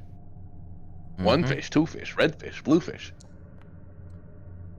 Each gaggle of fish, and as you're looking closer, you're realizing that there seems to be one fish larger than the other fish, and the smaller fish seem to be grouping up very closely with the larger fish. So there seems to be 3 pockets of one larger fish with between 4 to 6 smaller fish, and then there's one group of just a small gaggle of small fish, about 6. So in total, you're looking at about 20 to 25 fish. Oh, it's really not that many, actually. Take. You get an intense sense of vertigo. And yeah, He falls you off. you have to step back to you have the intention, you have this distinct sensation that you might be falling. Rick, you make me an intelligence check, please. Okay.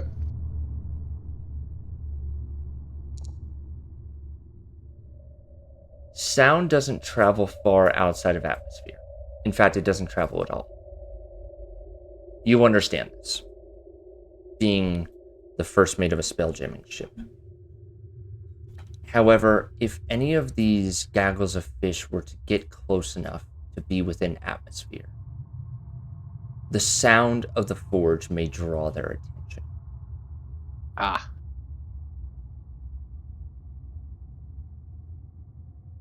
We'll Hey, roll I'll take. into... Go ahead. I was thinking, what if those fish get closer and they happen to hear the pounding going on?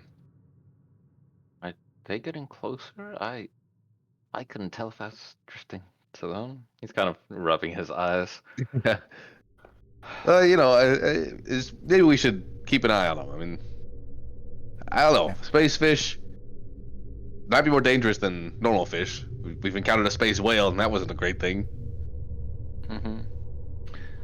Oh, well, what keeps fish away? Yeah, that's a good question. I will ponder that over the next hour. And as you ponder that, you maintain sightline on the fish, and you notice that one group of the fish is meandering a little bit too close for your comfort. As they get within about a quarter mile away, you see a distinct change in the meandering pace that they maintain. This is about close to the 4-hour mark. So, Toad, you would be close to, if not near the end of your rest. Nice. Rick, roll me another perception check to see if you can get a better picture now that they're closer. I guess I'm getting tired. You are getting tired. And at the 4-hour mark, I do need you to make me a Constitution saving throw, as well as you, Altaic, to prevent that extra level of exhaustion. Am I good to take my full rest? You are good to take your full rest. Uh-oh. Bump, bump. Okay. Both of you managed to fight through the exhaustion of watching for 4 hours.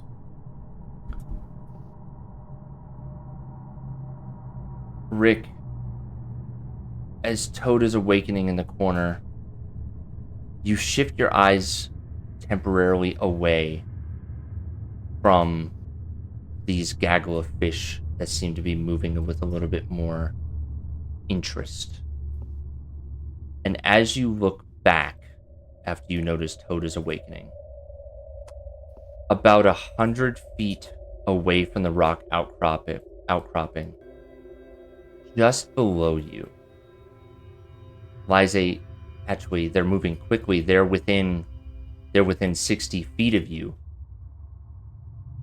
They aren't technically fish, but they're a lot bigger than fish. You see a gaggle of what seem to be sharks in space. Oh, you gotta be kidding me. Approaching the forge. Toad!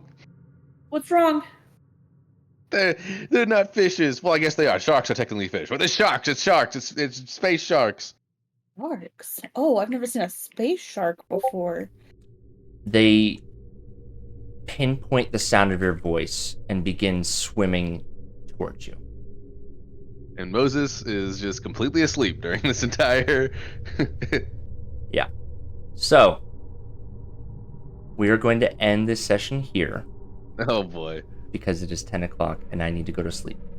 Yeah, that's fine. Yeah. That's fair enough. We spent a lot of time on figuring out whether we were going to take the thing or not, the The mind witness. mind witness or not. Yeah. Look, these negotiations were detailed. We hashed over a lot of contingencies. We made forward progress. We went back and questioned some of our previous choices. Yeah.